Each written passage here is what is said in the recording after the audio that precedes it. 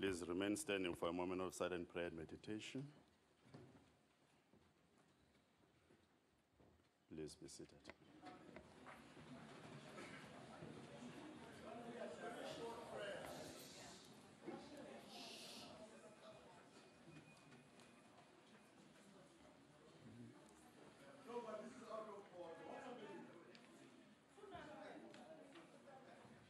Honorable members, let us proceed. Can the secretary read the order?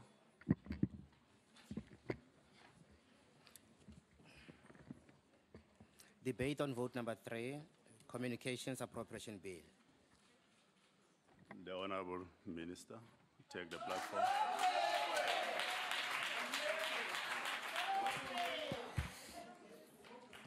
Thank you very much, House Chair. Chairperson and members of the Portfolio Committee on Communications, Chairperson and members of the Portfolio Committee on Telecommunication and Postal Services, our Deputy Minister of Communications, Honorable Pinky Kekana, and Deputy Minister Stellanda Beni Abrams, Acting Director General of the Department of Communications and the Acting Director of the Government Communications and Information Services, chairpersons, board members and CEOs of state-owned entities, senior government officials, representatives of the sector, members of the media, honorable members of parliament, ladies and gentlemen, fellow South Africans, a very good afternoon. It is indeed an honor for us to stand before you this afternoon and deliver our speech as the Minister of Communications together with our Deputy Minister. This budget vote represents the final leg in the 5-year mandate of the 5th administration of our democracy, as given to the African National Congress by 62% of the South African electorate in 2014. We also marked 24 years of democracy last month and are moving towards the end of the medium-term strategic framework in 2019. We are on a path towards realizing the genesis of a new epoch as we undertake the next 12 years by which we must achieve our national developmental objectives as set out in the National Development Plan, Vision 2030. Honorable Chairperson, allow us to pay tribute to all those stalwarts of the South African struggle against apartheid who we lost in the last few months, in particular, Umama uZanyiwe Nomzamo Madikizela Mandela and Comrade Dr. Zola Skweyiya. Undoubtedly, their contribution to the struggle for freedom in our country was immeasurable. Theirs was a harder struggle of selflessness, dedication, and sheer commitment to ensure that you and I enjoy the liberties we have today. This year, South Africa will also be celebrating the lives of 2 other heroes, namely the father of our liberation and the global epitome of human sacrifice, Comrade Nelson Rolihlahla Mandela and Mama Albertina Nontsikelelo Sisulu. Government has 2 days ago released the details on how we will celebrate these 2 icons with our citizens and the world, because they were indeed the citizens of the world. Honorable members, the sector that has been at the forefront of our development and transformation during the transitional period has significantly stagnated for reasons well known by many in the sector. It is therefore our responsibility, together with industry, to ensure that we urgently revive it and reposition it back to its glory. This is a task we embrace with great humility because we cannot do it alone. We require the support of this august house, the industry, the media, and most importantly, members of the public, for this sector exists to serve the public interest.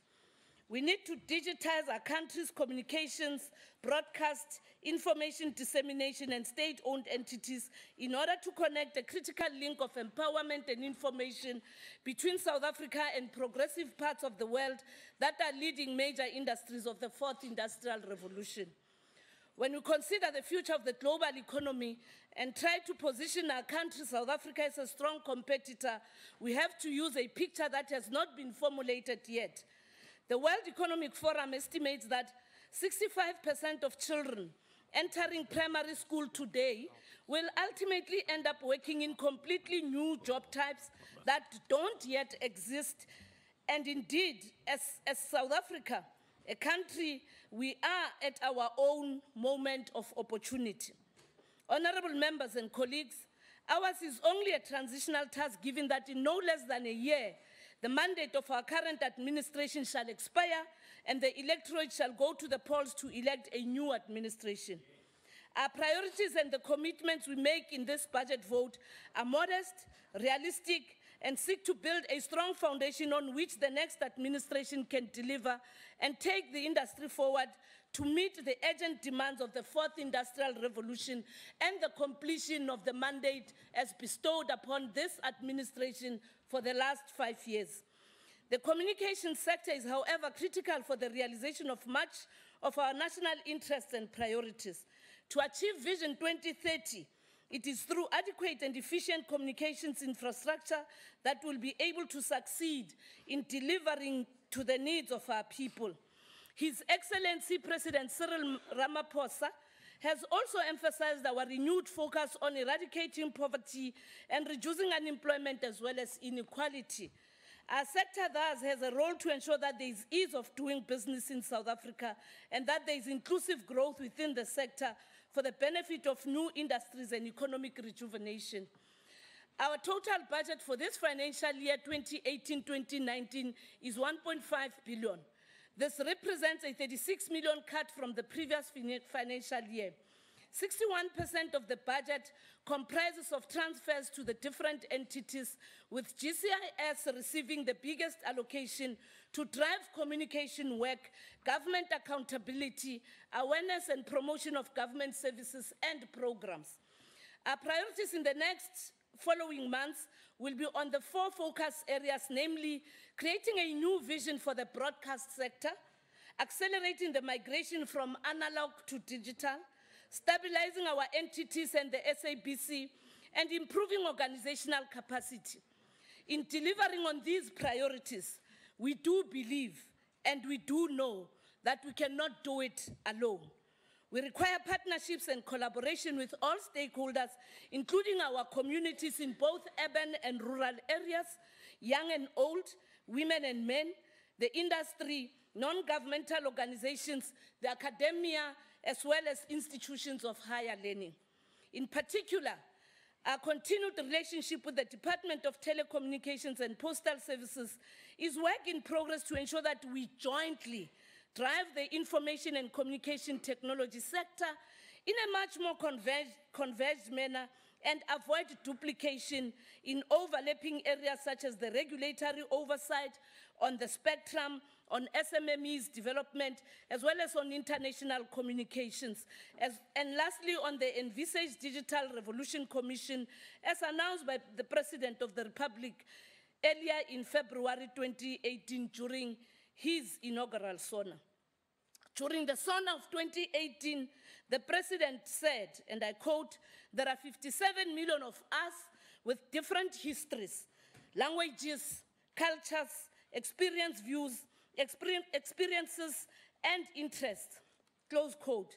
Broadcasting plays a critical and meaningful role in providing a window and a platform through which these histories, languages, culture, experiences, views, and interests can be expressed and shared. This underscores the importance of broadcasting as the sector that is at the heart of who we are, the sense of our identities. It is thus important to revive it for this purpose, reposition it, and unlock its immense potential to attract investments. It must also create jobs for our young people and bolster SMMEs in our country. Our work on the development of the new broadcasting policy will be accelerated. This policy will be comprehensive, covering various aspects of the disrupted value chains and the impact of the new technologies on this sector, including the tier broadcasting system, the role of the public broadcaster, the funding of community broadcasting services, and institutional arrangements, as well as the repositioning of SOEs. Fellow South Africans, honorable members, the whole world is moving to the modern digital era in all aspects. International advances in technology have brought new, innovative, and efficient means of improving communication systems for the benefit of consumers. In a similar way, in which we saw the introduction of digital cellular phones, replacing the old home-based dial-up analog telephones, television is similarly progressing into the more efficient and user-friendly digital system. That is what digital migration is all about. We all understand and appreciate the ease in which digital cell phones have improved communication for all, something that was not there 20 years ago. Similarly, the migration from analog to digital television will, in the immediate to long term, bring similar benefits to all. Currently, our digital migration project has experienced serious and immense challenges. Hence, more than 10 years since Cabinet approved the policy, we are yet to migrate our broadcasting system to digital. This has become costly for the government and the industry, and hence only through partnership with the public and the private sector, we can turn things around. Zizojiga izinto. Engagements with all the relevant stakeholders are ongoing, and we do want to commit ourselves to share our plans in due course. Such plans will include the process of setting up an advisory team to bring in the technical know-how and insight in this area for expertise. We'll also look into the potential public-private partnerships that could support our expedited migration to digital through cost-effective and efficient means, and accompanied by a clear definition of roles and responsibilities for all. It must be an inclusive approach, it must be an empowering approach, and it must also help us to invest on new skills for the future. Such plans, as we have said, include a process of resource mobilization and the identification of alternative means that will support our intentions to expedite the migration to digital. And in this instance, honorable members, let me take this opportunity to appreciate the advice and counsel that one has received from one of our colleagues, Minister Ayanda Dlodlo, on how best to turn the situation around. Thank you, Siabon. As acknowledged by the President, during the SONA, there are a lot of challenges in the SOE's environment. Our portfolio is no different, particularly acknowledging the events at the SABC and the MDDA. Whilst the SABC is on a gradual recovery following the appointment of the new board, a lot of work still needs to be done. We will work with the boards of these two entities to expedite the appointment of key personnel so as to provide for leadership certainty, improve accountability, and internal controls. Part of our focus is to also promote investment in the development and production of content in order to provide space for young, smart minds, and stars to thrive within the sector. Ours is to ensure that we drive transformation within the sector to foster the emergence of microcosm of our society in age, race, and gender in the sector. Sir. In respect of the SABC in particular, we are determined to restore the SABC. Honorable Minister, there's a member who wants to pause. Honorable Member. Thanks, Chair, I want to ask if the Minister can take a question.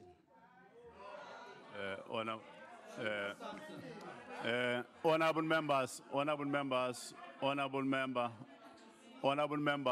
let us allow the Minister to answer for herself. Honorable Minister, are you prepared to take a question? Once I'm done with what I'm here for. Okay, thank you. Proceed, In respect of the SABC in particular, we are determined to restore the SABC to financial stability, working together with the board as well as the Department of Finance, editorial credibility, and to being a public broadcaster of integrity that supports our objectives of social cohesion and nation building. We also seek to really engage in intense conversation with South Africans on building the SABC to reflect the above objectives. Whilst we understand that part of this will be dealt with in the broader policy review process, the amount of issues require a focused discussion on the SABC as a public broadcaster in respect of its public mandate, scope and size, governance and accountability, and how it can actually seek to get additional resources outside of being dependent on the fiscus. Lessons from other countries have shown that this is an organization that is at the heart of who we are as a nation, and its issues should not be clouded with others. This is important in view of the inevitable changing broadcasting landscape of ubiquitous channels and over-the-top platforms used by the youth and the negative sentiments around TV license fees. However, honorable members, we must continue to encourage our people to pay their TV licenses in order to guarantee the sustainability of the services provided by the public broadcaster. Television remains the medium choice for most South Africans. The public broadcaster's 3 terrestrial television channels attract an average of 27,100,000 South Africans in a typical month. 17 of the top 20 terrestrial television programs in South Africa are carried on the SABC channels. And it becomes therefore important that this must be a resource and an asset that must be nurtured and protected.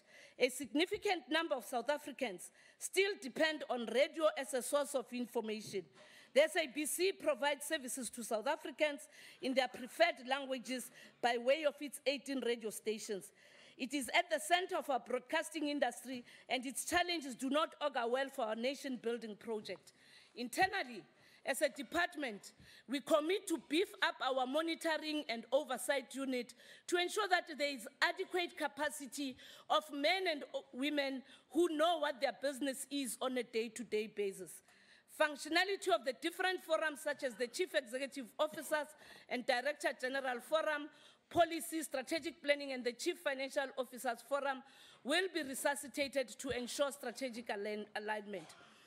The signing of the governance instrument will be carried out early enough to ensure that not only clarity on the roles and responsibilities of the Accounting Authority and the Executive Authority, but also to create an instrument that must regulate the relationship. In March 2017, government published a discussion document on regulatory framework for community broadcasting services. In the coming financial year, ICASA will develop regulations on community broadcasting services that will strengthen the community broadcasting regulatory framework. ICASA will, in this very year, also announce its decision on the licensing process of commercial free-to-air television broadcasting services and multiplex 3-spectrum licenses. The introduction of more players in the industry is aimed at increasing competition as well as contributing towards transformation of this sector. A discussion document on digital sound broadcasting was also published in March 2018 into expanding the regulatory scope for digital sound broadcasting technologies for the purposes of accommodating additional sound broadcasters in conventional and frequency bands.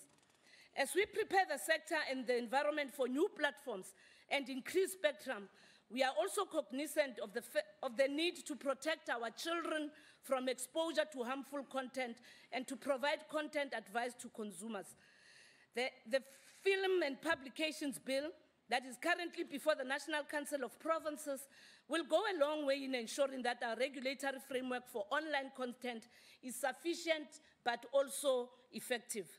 Our sector is critical to the entire election process in terms of providing information for the voter, raising awareness, and more importantly, providing platforms of democratic engagement by the parties contesting elections.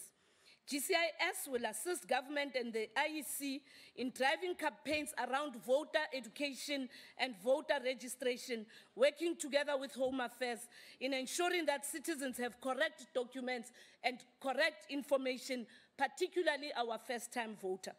As always, ICASA will review and ensure compliance with broadcasting regulations necessary, including election broadcast and advertisements and equitable treatment of political parties by the broadcast during the election period, taking on board the issues of proportionality.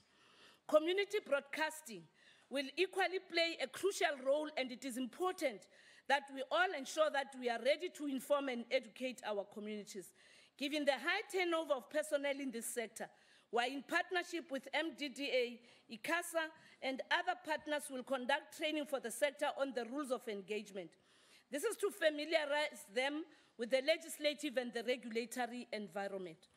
We are also pleased that agreement was reached to reconnect 15 community radio stations that were suspended by Centec for non-payment of signal distribution fees. The agreement was reached after government met with Centec, the National Community Radio Forum, MDDA, and the Independent Communications Authority of South Africa. We have jointly identified gaps in the regulation and support to community media by government and the relevant entities, and will together work in ensuring that the sector identify and implement long-term solutions to these areas of joint concern. We will also collaborate with the three spheres of government, particularly local government, in ensuring that there is investment that is redirected towards community broadcasting. Honorable members, this now brings us to the issues related to GCIS, where we have identified key pillars to the communication process of government, namely community engagements and government outreach programs, media engagement through post-cabinet and other briefings, including the use of social media interface, stakeholder engagement, and support to other partnerships and initiatives that are done by civil society. We're pleased to say that government communication policy has also been finalized, and it seeks to establish norms and standards to professionalize and strengthen the government communication system.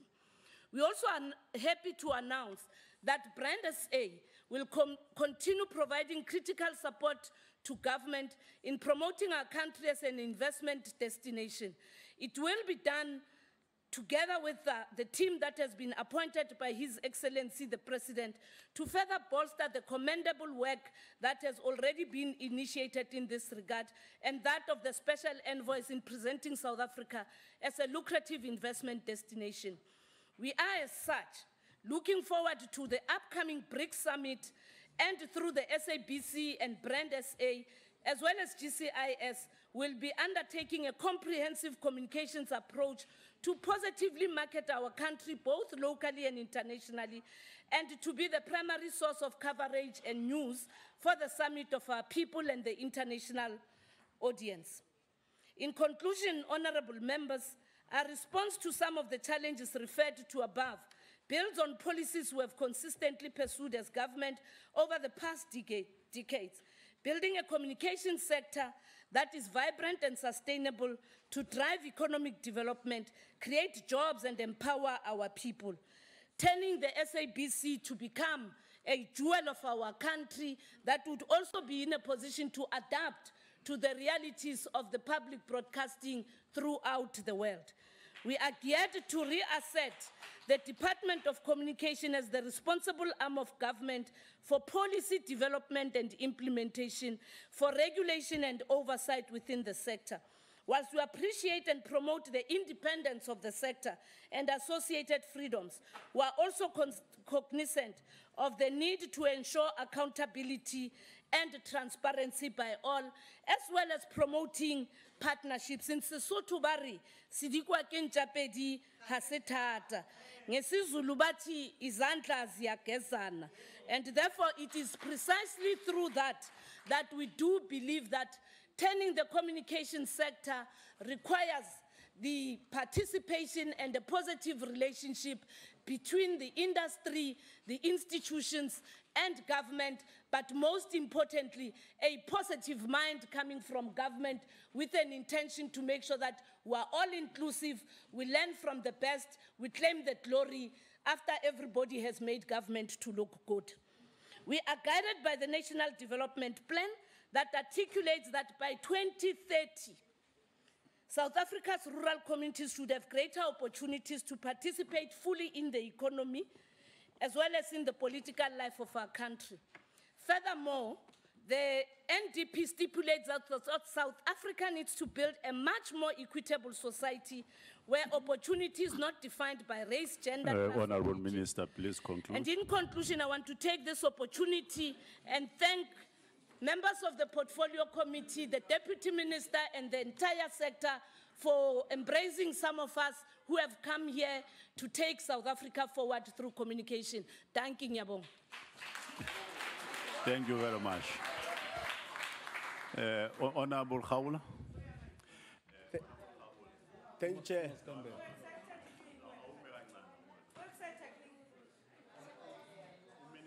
Useqedile. Uminister useqedile.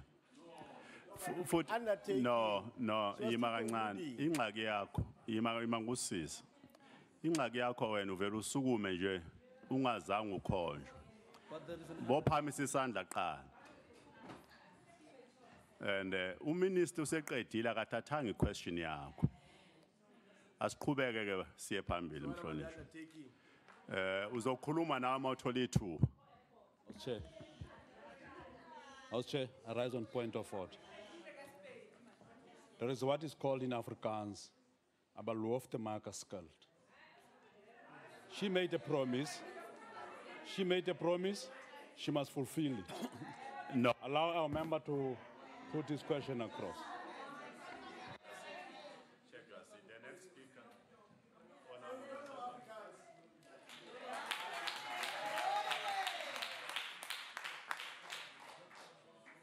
Thank you very much, House Chair. Good afternoon, members of Parliament and comrades and our visitors in the gallery.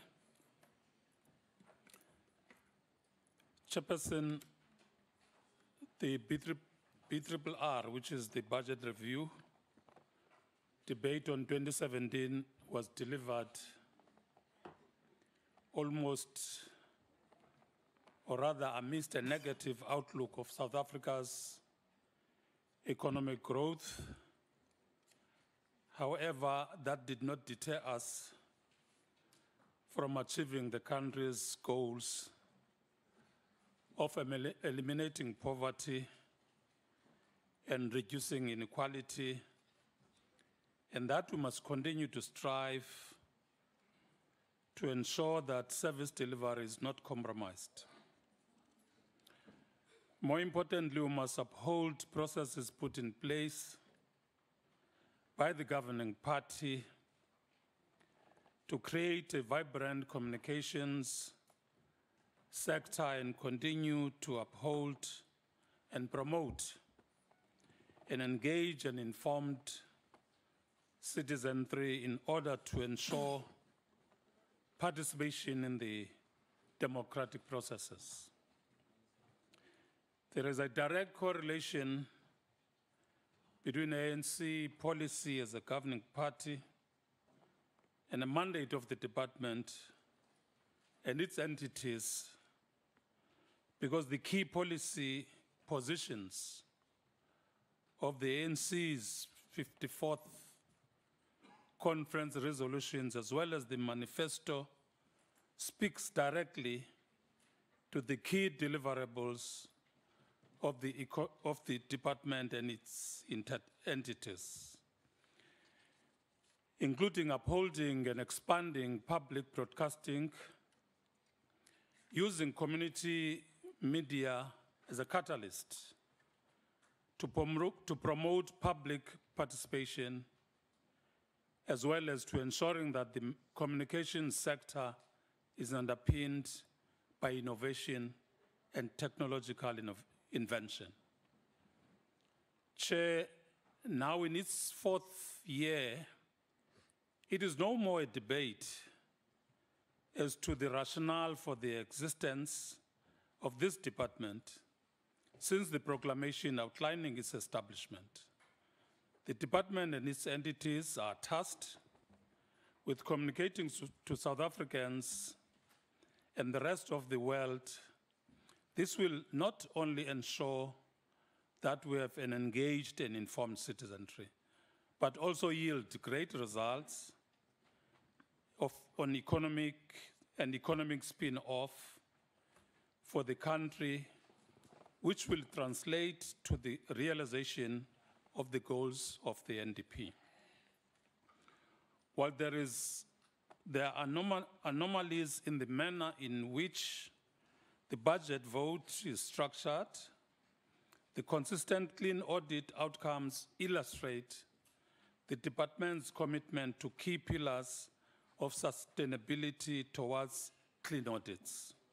Firstly, these include the appointment of adequately skilled administrators at all levels, but at the levels of HOD and CFO, whose task is to produce credible reports which are validated on a monthly basis.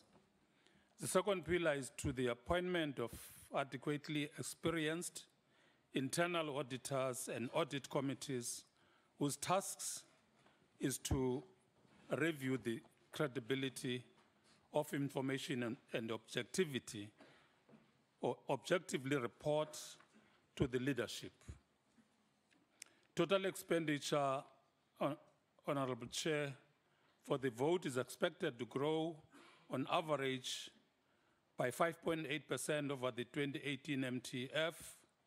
The department estimated a growth in expenditure of 6.4% in 2018-19. Without laboring too much on the matter, Honorable Chairperson, the Department of Communications has consistently performed well despite underfunding. It has in the last two financial years, received unqualified opinion and improved program performance. Needless to say that if it is to achieve radical socio-economic agenda over the next 20 years, as articulated in our 2014 manifesto, the rollout of massive economic and social infrastructure program will be derailed. There needs to be an open and frank discussion about the current anomaly of an underfunded of the Department of Communications. It will become more difficult for the department to deliver on its flagship program of digital migration. It was previously reported by the department that if it needs another 6.6 billion to successfully complete the implementation of the broadcasting digital migration, which is BDM, before the worldwide June 2019 deadline. Honorable Chair, there is a serious need to capacitate the department's entity oversight unit in order to ensure that there is proactive monitoring of problematic entities. Transforming the sector, particularly the print media sector, remains at the top of the department's priorities. Honorable Chair, it is now public knowledge that the manner and robustness of debates and resolutions of the Portfolio Committee on Communications is testament to the commitment and intent of the ruling party on promoting social cohesion and other principles as enshrined in the Constitution. The inquiry into the finance of the board of the SABC was a process initiated by the PCC on communication, and we have since been consistent in our oversight into the public broadcaster so that it continues to play an important part. Another important entity is MDDA, which in recent times has experienced a multitude of challenges. The PCC, just like with the other troubled entity, has begun to focus into bringing stability at the MDDA by firstly restoring stable leadership at the board, but most importantly addressing the maladministration engulfing the entity. We cannot overlook the fact that the financial constraints of the department and its entities contributes largely to the challenges of the department, and I will illustrate briefly. The print media sector remains largely untransformed, with undue concentration of media ownership in the hands of a few industry players. Transformation, however, needs to be tackled from various fronts, was policy planned, and at addressing transformation is a good start. It is not enough at how transformation is financed should also be a priority of the department to ensure that transformation becomes a sustainable program. As it stands, the MDDA is tasked with the support of community print and small commercial print projects. Again, financial constraints will compromise the sustainability of projects and transformation. SABC has the enormous mandate to educate all South Africans in all official languages. Please conclude. Despite a decrease in funding and a challenging commercial environment. Honorable Chair, it should be noted with concern, Minister, that numerous calls by the committee to employ or to fill the funded vacant post are very critical for the department to further perform because it is performing. This is despite the fact that the proclamation of 2014 to establish the department is now 4 years old. The ANC supports the report. Thank you very much, Honorable Van Dam.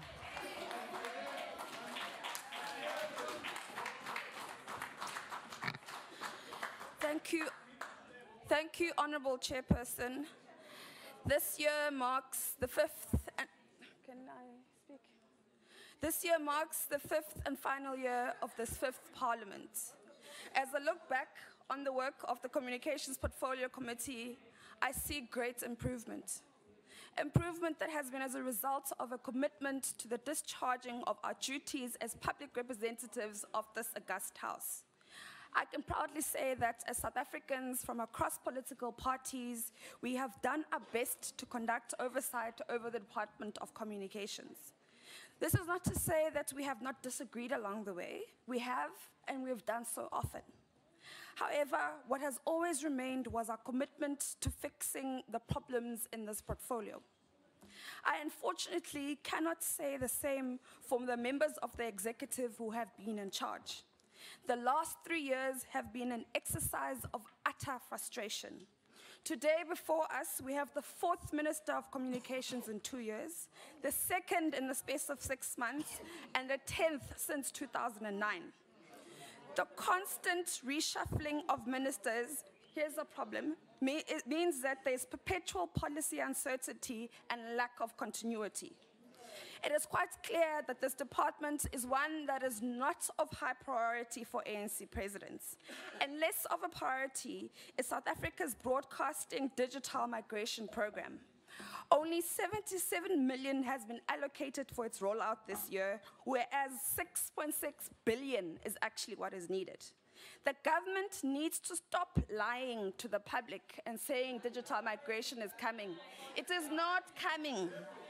It is quite clear, yes, lying. It is quite clear that another year will roll on by and South Africa will not migrate to digital television. Point of order. In the meantime, technological advancements, can I be protected, Chair? All right. Chairperson, point of order. She's misleading the House. Because she's saying lying. Lying. Thank you. Honorable members. The government must stop fibbing to the public about digital migration. Honorable members, please let us allow the Honorable Van Dam to be heard. Firstly, let us read our rules correctly. We are only out of order if you are talking about a direct member, not about a broader statement of government. Honorable Van Dam. It is quite clear that another year will roll on by and South Africa will not migrate to digital television. In the meantime, technological advancements have sped by while South Africa dilly-dallies. It is clear that an in-depth review of government's broadcast digital migration program is needed and needed urgently. I would suggest that the 77 million allocated to the process be put towards assembling a panel of experts in the field to start the process afresh, taking into consideration the technological developments in the sector. I see the Minister has said this will already happen, and I look forward to seeing the outcomes of that panel of experts.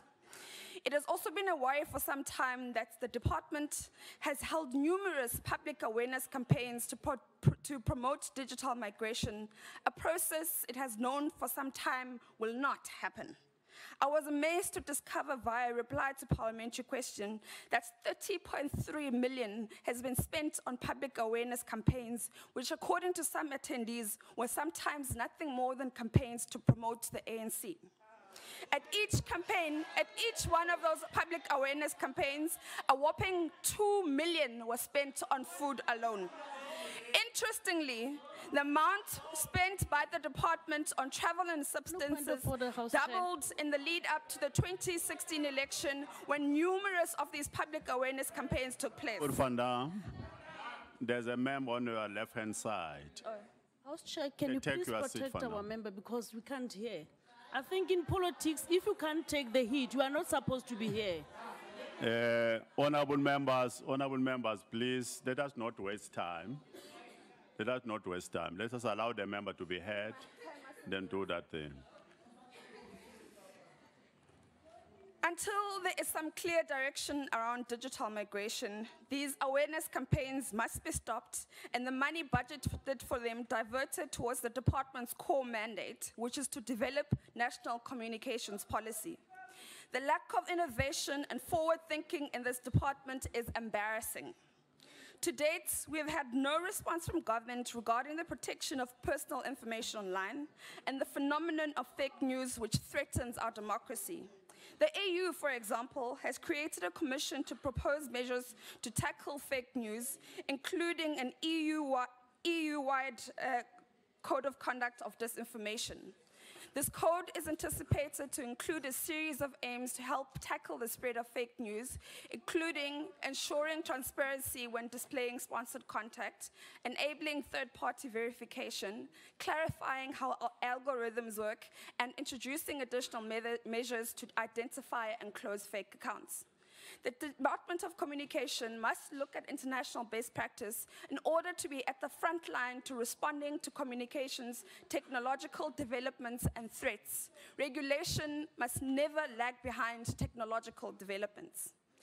Now, regarding the entities reporting to this department, it is astounding that Ruben Mutlaluga continues to this day to chair ICASA, despite having been found guilty of defrauding the land bank of approximately 6 million. The Deputy Minister of Communications, Pinky Kagana, is on record on 27 March 2018, saying Mr. Mutlaluga would be suspended. Here we are 6 weeks later, and a convicted fraudster continues to draw a salary and chair a Chapter 9 institution. Pending the conclusion of parliamentary processes, Mr. Mutlaluga must be suspended immediately. It is unconscionable that he continues to chair a Chapter 9 institution. We are pleased that ICASA is forging ahead. Are you going to protect me? Yeah, no, Honorable Van Dam, honorable members on both sides, you are not assisting us. You are not assisting us. You are drowning your own speaker. You are not assisting us. Let us allow her to be heard. Honorable members, we'll correct surnames later. Please continue. We are also pleased that ICASA is forging ahead with plans to open up the pay TV market to create competition and provide more choice for consumers. It cannot be that multi-choice dominates the market, closing out competitors, especially regarding sports rights. As I discovered in a parliamentary question, over the last 3 years, the SABC has paid multi-choice over $500 million for sports rights. This means that South African football fans, for example, have had to watch delayed matches on SABC TV. It cannot be that the public broadcaster has to pay a private company for the benefit of broadcasting sport matches, especially those of our national teams. The public should be able to watch Bafana Bafana, the Springboks and the Proteas and the public broadcaster without the SABC having to pay billions to the DSTV for the benefit. I am also pleased that the SABC is pursuing the issue of ICASA's must-carry regulations, which means that these channels, SABC 1, 2, and 3, are given for free to DSTV. This means that DSTV is able to gain advertising revenue from the SABC's channel and its channels and its dololo for the public broadcaster. DSTV must pay the SABC for its channels, and the SABC must use this money to purchase and commission better content, attract more viewers, and in turn, advertisers in revenue. Regarding the Films and Publications Board, we've expressed unhappiness with the FPB amendment bill, with which material issues of constitutionality and enforceability remain.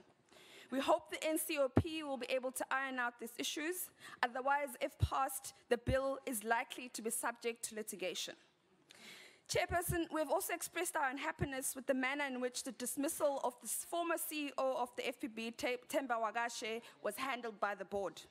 The FPB spent 350,000 on initial legal advice from Bowman Gilfillan, which told them that they did not have a case against Mr. Wagashe. Then they spent a further 500,000 on a legal opinion from Segela Xabiso, which also told them that they do not have a case. The CEO was eventually awarded a settlement of 2.1 million because the board clearly wanted him out, allegedly for reasons which may have included homophobia. The waste of public money in this manner cannot be tolerated. The board members of FPB, especially those who are in agreement in the manner in which Mr. Wagashe was treated, must be personally, individually, severally, and held liable for this fruitless and wasteful expenditure. They must pay that money back from out of their own pockets. Honorable Chairperson, these are but a few of the issues that exist not only with the department, but the entities reporting to it. I do not sense a sense of urgency or an appetite for innovation from the ANC or its minister to bring real change to this portfolio. In fact, the minister seems very, very distracted and focused perhaps on the issues in her former portfolio and not focused on this committee. In fact, she hasn't even been to that many committee meetings. Please conclude. It is quite clear that the only time that this portfolio will deliver to South Africa is when we have total change in 2019. A DA government would ensure that all entities are well run, those that need to be sold are sold off, that crooks are not allowed to lead boards, and that the innovation necessary in this digital era is front and center of its policy making. We wish Minister Mokanyane well for as long as she is with us. With the ANC, you never know when a reshuffle is coming.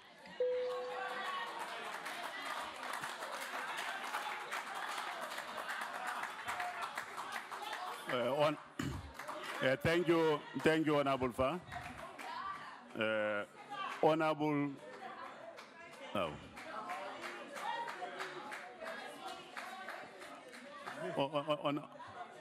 Honorable Mkwena. Thank you very much. I thought Honorable Mkwena have agreed that would be Honorable Albert. We have changed it again. Okay. Take the platform. Thank you, Chair. Honorable Minister, Honorable Minister, you may want to.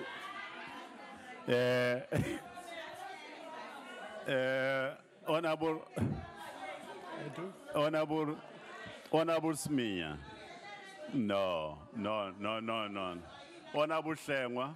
No. We are really wasting our time. Yeah, thanks. Allow the member. You'll engage the member after he has spoken. Thank you, Chair. Honorable Minister, you might want to look at your CIPC documents. There are people there on the list of board directors who may compromise your governance issues there. The reality of the Department of Communications is that nothing has changed since the removal of Minister Mutambi, and it's continuing with the same tendencies that all of us, including the members of the ANC, criticized during Zuma's presidency. The policies, programs, and legislation that it has championed under the new and old minister will not allow the department and its entities to provide a conducive environment for research, development, the free flow of ideas and information. This is sad, and it's sadly not the case for the new Minister Mokonyane, who left the Department of Water and Sanitation bankrupt, compromised, and not so different from Minister Mutambi. It is why findings of the Parliament inquiry that revealed MultiChoice made payments to the Gupta-owned propaganda machine ANN7, now rebranded Afro Worldwide, has been squashed. It is why the migration from digital to analog broadcasting is taking so long and has been so heavily compromised by MultiChoice's dominance and monopoly through bribes and illicit payments of ministers and their proxies. It would be counterproductive and regressive to the idea of a transformed media if digital migration would see MultiChoice maintain its monopoly, not allowing smaller, particularly black-owned and community broadcasters to be competitive in the market. The SABC, the public broadcaster, which enters the homes of millions of South Africans every day, remains unstable and is clearly heading in the wrong direction. It is making changes that will turn it into an NCA light, changes like the replacement of Sakina Kamwendo, a competent, tried and tested journalist and presenter, with Stephen Grootes, shows the lack of commitment to gender transformation and the ideals of discourse of economic freedom and black liberation. We also decry, in particular, the continued flouting of the Broadcast Act on the responsibilities of the minister versus that of the board and the executive. EFF also stands in solidarity with SABC workers in the TV license department who were suspended without proper procedure and call for the immediate reinstatement and necessary procedures to be followed.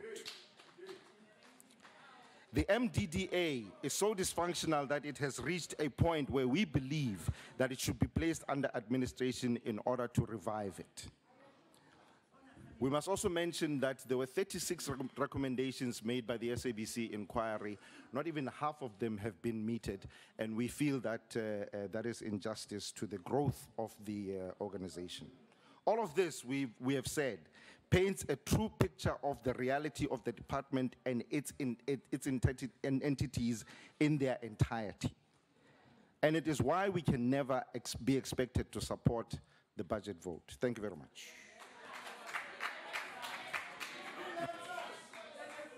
Honorable Alberts.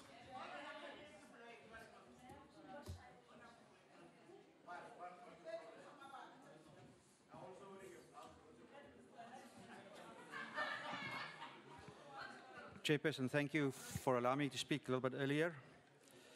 Minister, given the unfortunate state capture years we have experienced, this debate must be framed within the rhetoric of Mr. Dondo Mogajane, the Director General of Treasury, who stated yesterday as follows: we have to ensure that we take a stand.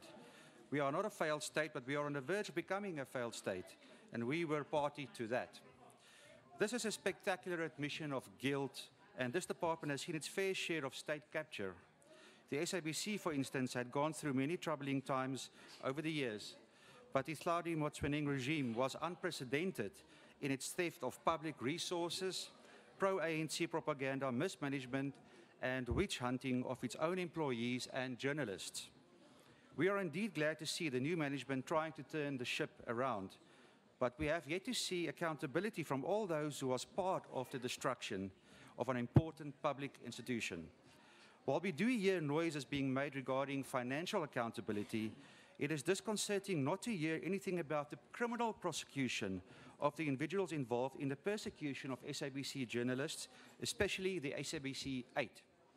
We are certain that a case can be made that journalist Suna Venter passed away due to the stress of being hunted by SABC henchmen, and that the institution therefore has a responsibility to ensure those perpetrators are caught and tried in court for murder.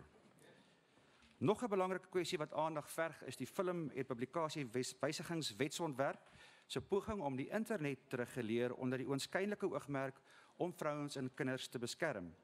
Die wysigingswetsontwerp sal uiteindelik nie implementeerbaar wees nie, juis omdat die internet 'n globale dier van aard nie deur 'n plaaslike wet alleen gereguleer kan word nie. Die ANC sal moet leer dat die skep van wetgewing alleen nie op sigself sosiale probleme kan regmaak nie. Dit vererger in baie gevalle die probleem en skep valse verwagtinge rakende die oplossing. Natuurlik is hierdie wysigingswetsontwerp boonop daarop gerig om meer regulasies te skep ter wille van sentrale beheer in lyn met die Sowjet-ethos van die ANC. Aangesien hierdie wysigingswetsontwerp nie in lyn is met die werklikheid nie, sal dit uiteindelik ook val. Given the importance of communication for the economy in a country, state capture will have to be eradicated and all obligations of the department must be complied with in a constitutional and fair manner. If not, the department will remain the farce it has become under state capture. A lot has been said about the fourth industrial revolution. It is indeed an important aspect to take note of. But the fourth industrial revolution will pass us by, and this country will only know it as a buzzword if we are not able to leverage it for growth going forward. And that means that the state departments must be free of any state capture. I thank you. Thank you, Honourable Member. Honourable van der Merwe.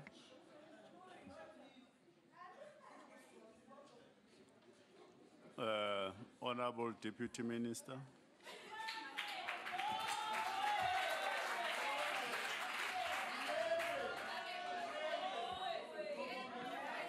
Honorable House Chair, Honorable Minister Nomvula Mkonyane, the Honorable Chairperson of the PCC, Honorable Humphrey Maklekwani, and the entire members of the committee, board and executive members of the entities of the DOC, Acting Director General of the department, Dr. Mashilo Buluka, Acting DG of GCIS, Mepumla Williams, distinguished guests, members of the media, ladies and gentlemen.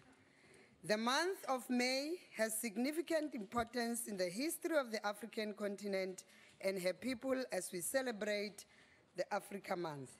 It is thus both a privilege and honor for me to deliver my maiden budget vote during Africa Month, which is being celebrated under the theme, I quote, "A year of Nelson Mandela, building a better Africa and a better world," close quote. This year's celebration coincides with the centenary of the birth of our beloved first democratically elected president, Tata Nelson Mandela, and Mama Albertina Sisulu, the icons of the liberation struggle. As we celebrate the lives and legacies of Madiba and Masisulu, a call is also made to all who live on our continent to promote African unity, ensure deeper regional integration, and to recommit to nation building and social cohesion. Honorable Chair, allow me to acknowledge my special guests, Ms. Eunice Munsiwa and Mr. Maisha Maponyane, who are both high school learners, and they are seated there in the gallery. They carry with them the hopes of a brighter tomorrow of our nation. However, given such high levels of violence against women and children in our country, the hope they carry for our country is threatened. It is our clarion call to all South Africans that gender-based violence in all its forms has no place in our society and must be defeated. On our work in the Department of Communications is about laying a firm foundation for the communication sector to act as a unifying force of our people. We do this by ensuring that all citizens, irrespective of their socio-economic status in the society, have access to information. Thus, part of the mandate is to assist the process of building a united, more equitable, and socially cohesive nation. The NDP instructs us to be a nation that has more things in common than things that divide us. Honorable Chair, the Minister has entrusted me with the responsibility to oversee the work of the Film and Publication Board, FPB, and the Media Development and Diversity Agency, MDDA. These institutions play a vital role in giving true meaning to our mission of ensuring that ours is participatory democracy in which the people truly govern. This means that we are vested with the responsibility to ensure that our people have access to as diverse information and knowledge as it exists in the global community. The mandate of the FPB is derived from the Constitution of the Republic, balancing the rights of children as listed in Section 28 of the Constitution against other fundamental rights, often conflicts with its own mandate and legislation. Despite the well-intended role of regulating for the preservation of progressive values and norms, the FPB has encountered challenges largely due to policy constraints. In this regard, the Film and Publications Amendment Bill that is currently before the NCOP will help to ensure that we have a workable policy framework in place for the effective regulation of online content. For the financial year 2018-19, the FPB will focus on building capacity in technology and related skills development. This will enable it to deal with the shift by industry towards digital content distribution.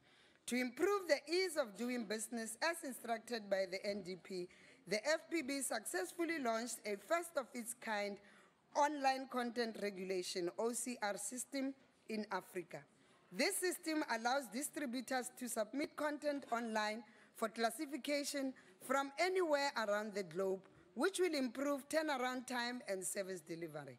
In an attempt to respond to the changes in the industry, the FPB has licensed 5 online content distributors that will be self-regulating their content in line with the FPB's classification guidelines. The guidelines are under review, and in 2018-19, we plan to conduct provincial public consultations on the draft revised classification guidelines. We urge members of the public to participate and make inputs in this process. The recent case of the film Inxeba, The Wound, which has attracted huge public interest, exposed certain shortcomings in the current legislation. The conflict between culture, social norms and values on the one hand, and the rights to freedom of expression, artistic and commercial rights on the other, have been cast in the limelight, with the battle ending up in court. We are awaiting the outcome of the court process. Honorable Chair, as part of his contribution towards fighting crime and corruption, creating jobs and improving education, the FPB has been very active. In the last 4 years, the FPB, in partnership with law enforcement agencies, conducted 68,564 raids and compliance inspections, a total of 344,663 illegal DVDs and CDs with a street value of 3,446,030 rands and market value of 34,466,000 rands were confiscated and distracted. The FPB has also assisted the National Prosecuting Authority and the law enforcement agencies to successfully convict child pornography perpetrators. In 2018-19, the FPB will champion a program to conscientize the youth about the dangers lurking in the online space. The FPB will develop a mobile app through a national hackathon competition. The mobile app will be developed by the youth, for the youth, and extend the FPB's reach to one that is accessible on smart devices. The FPB will also continue to conduct public education awareness campaign targeting children, parents, and the general public. Honorable members, since 1994, the footprint of community media has grown significantly and has begun to emerge as an alternative voice to mainstream media. We must therefore ensure community media remains true to the objective of providing information to the many South Africans who ordinarily do not have access to the media.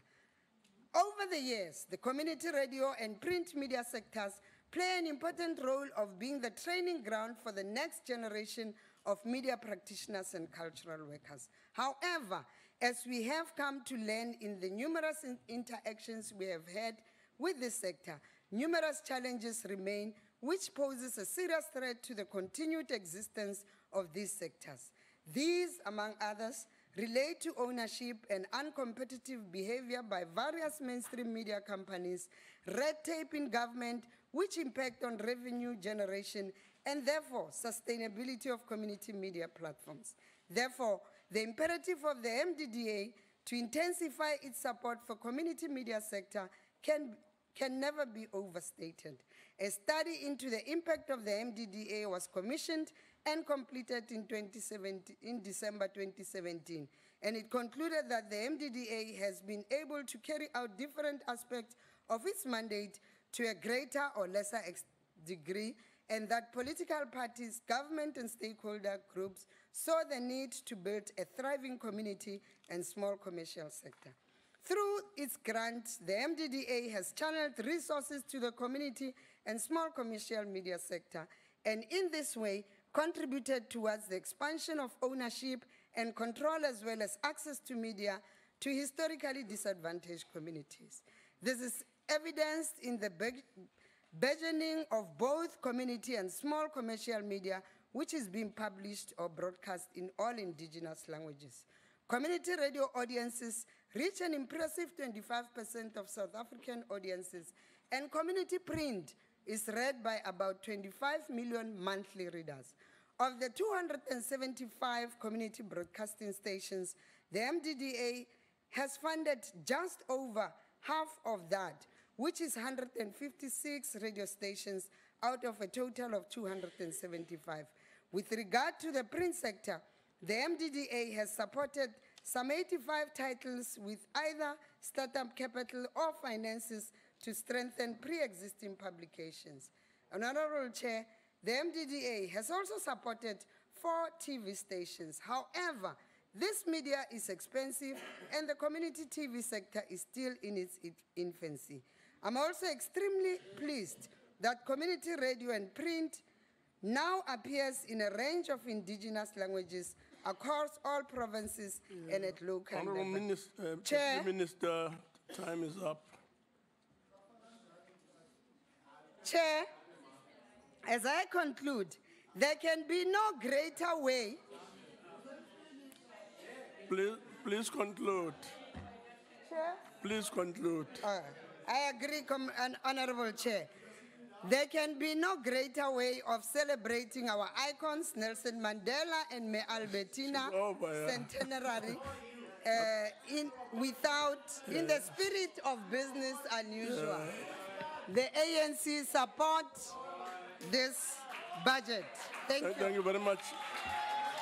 Before we have Honorable, okay. Maybe what we should do, because the Honorable Van Merwe swapped with Honorable Albert, and therefore she has to speak, but perhaps it doesn't really matter if you start. Let's have you first. All right. I hope you'll also tell me when to wrap up. That is after my time has finished. Chairperson and honorable members, while the challenges facing the dysfunctional, I should say, MDDA seem to be receiving attention, the challenges that continue to face the workers at SABC seems not to be receiving enough attention from the leadership. Workers at SABC still feel that the management's reign of terror at SABC continues long after the departure of its chief architect, Mr. Hlaudi Mitswaneng, and despite our efforts in the SABC ad hoc committee last year to ensure that the SABC leadership built a relationship with its employees that is based on trust and mutual respect. Despite these attempts, we still hear stories about the management at SABC taking decisions that affect workers without consulting them and us, an important stakeholder, the public.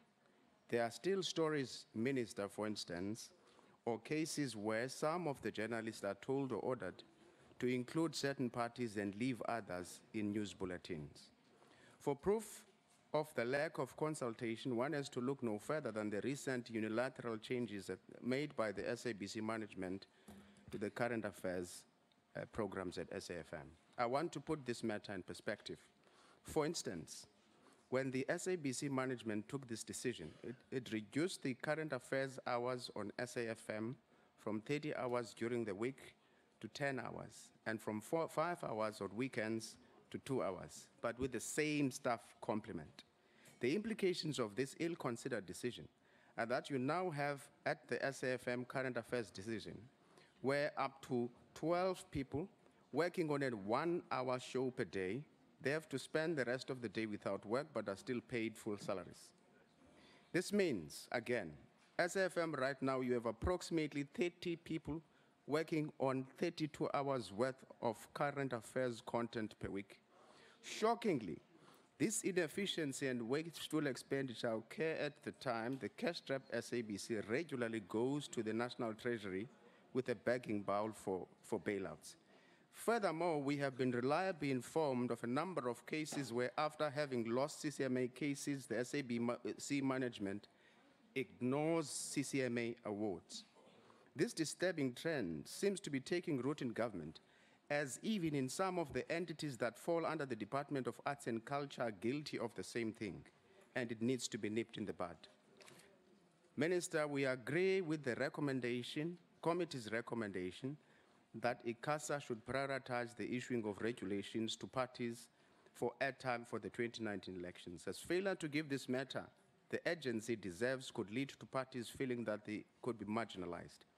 We should indeed ensure better coordination between MDDA and ICASA in support of local community media and marginalized communities to ensure that our people participate in our democracy as a strategy of building and enhancing social cohesion. Siyabulela.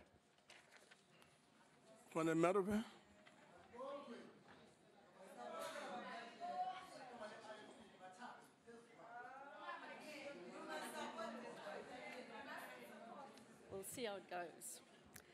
Honourable House Chairperson, just last week the world observed World Press Freedom Day. Of late, far too many South African journalists have come under fire for standing up for their right to speak the truth and to do their jobs without fear or favour.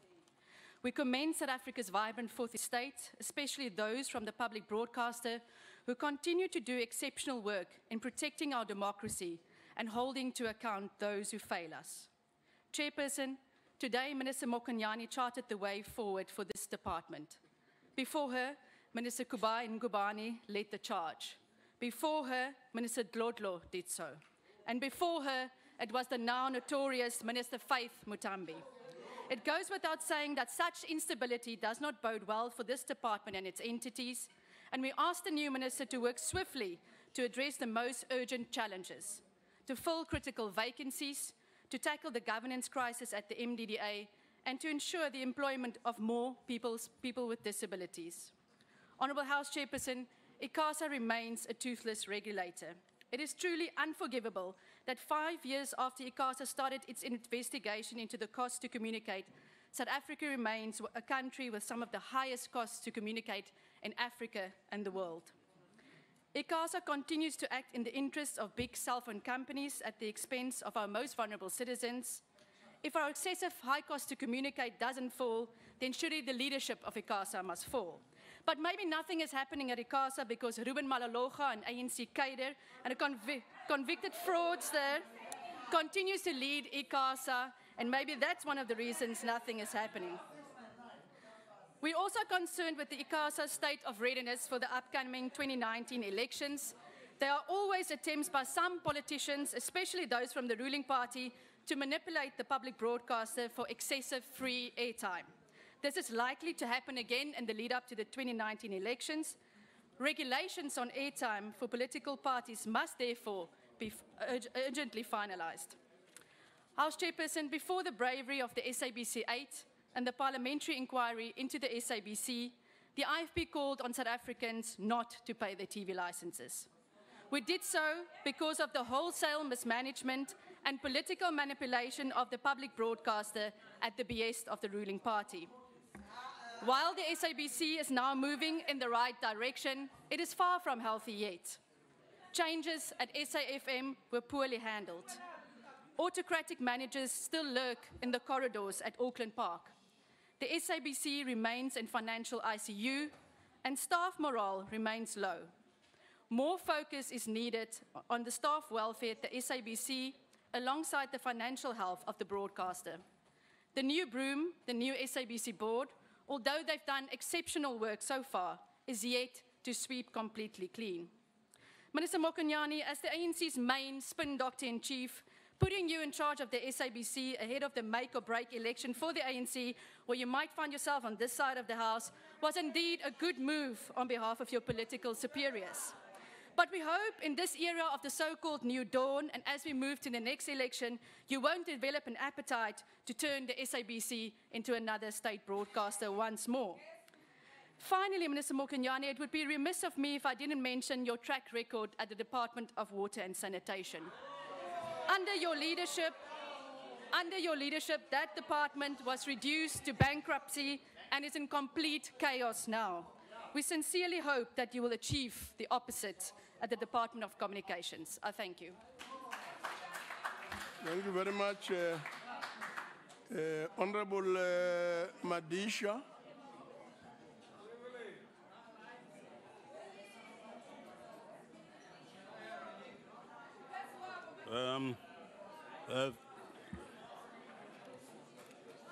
Please proceed. Thank you greatly, Chair, and all members here present. If I just make an appeal, Permit me. that, Honorable Madisha, just a second. If I can just make an appeal that let's talk, if we have to, in very low tones, and avoid drowning the speakers. It's a plea, especially at the back there. There seems to be something happening.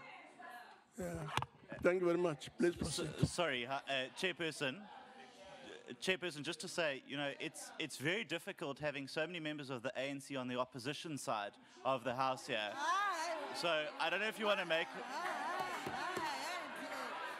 So I don't know if you want to make a ruling that the ANC should maybe go to the governing side of, no, thank you very much. Of the benches. We know what we are saying. Let's proceed. Madisha. Thank you.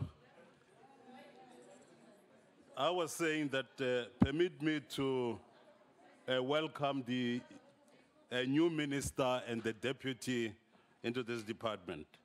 I hope they will put the people first, and we shall be able to move forward properly. Further, let me put it to the House that the Portfolio Committee has been working in unison in a very number of ways, and on very many occasions, we have been able to agree. Thank you, Chairperson. Now, where do I start? Where do I start now?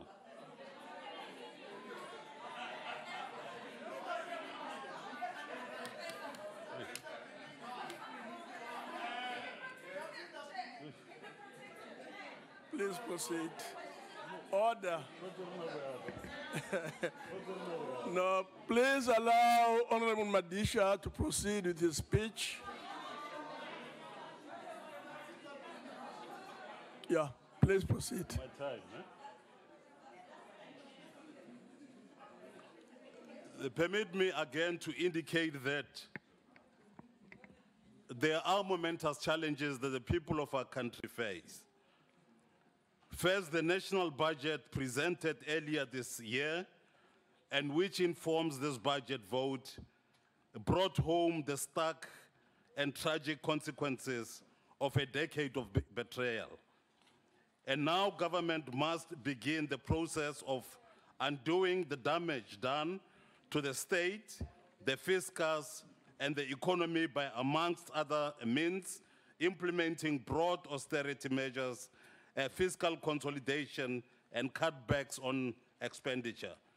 And this must be done in the face of rising demands upon government as a consequence of poor governance, failing service delivery, and rising unemployment, poverty, and inequality. We want to repeat this.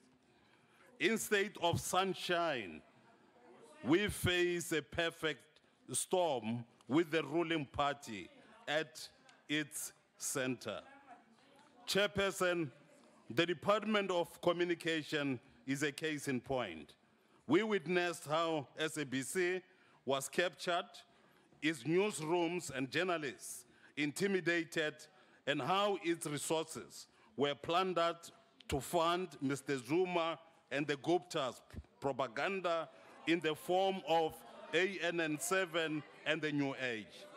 We witnessed how Zuma and the Guptas, using looted state funds, propagated fake news to inflame racial tensions for political ends. We have seen how the Films and Publications Board were intimidated to effectively ban the locally made film in Leba. We have observed the failing governance of MDDA and its dysfunction. We still await the rollout of DTT, which appears to be the subject of contestation between elites. And South Africans still suffer from high data costs in the age of the fourth industrial revolution, despite ICASA. Now please tell me, are we getting bang for our bucks?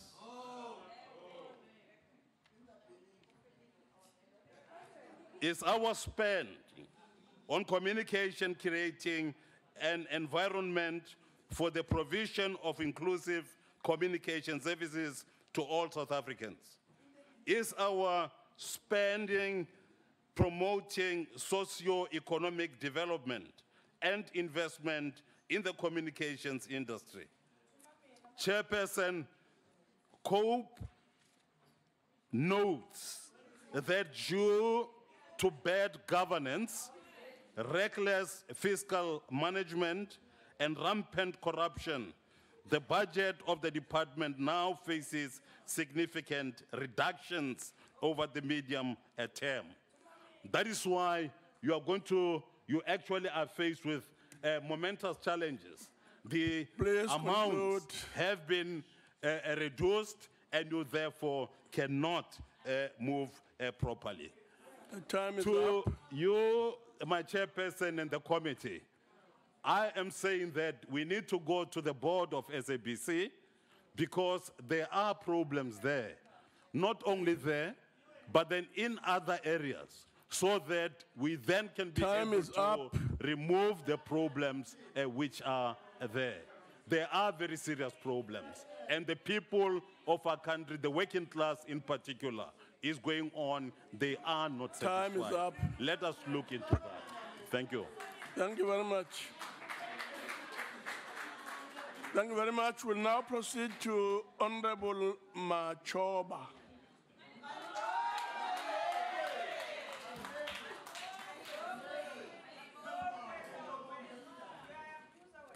Honorable Chair, Honorable Minister, Honorable... Please speak a bit loud and speak to the mic. Sondela mic, yeah. Okay. Honorable Chair, Honorable Minister, Honorable Deputy Minister, the DGs to all the departments, our people in the Garal. Before, my area focus will be on two entities, MDDA and FPP. I want to say before, xa ndizakothula inkulumo yam namhlanje, ndiyithula inkulumo yam ndihlonipha abantu baseGugulethu ababhiyozela i-60 years kulo nyaka ka-2018 abaremovwa kumhlaba wase-Kensington nakumhlaba we-District 6 basuwa eGugulethu apho babhiyozela into engekhoyo kuba isicelo sabo siyinto njengenamsebenzi minister bathi kulo nyaka ka-2018 bacela nje i-radio station khona ukuze bathi xa bemgqiba u-2018 bebhiyozela i-60 years bathi nathi ikhona into ekhe sayifumana kulo rhulumente nanjengoko ke sisazi uba ke yeminye yemisebenzi werhulumente wengcinezelo ukuthi abamuve kwindawo ababehlala kuzo.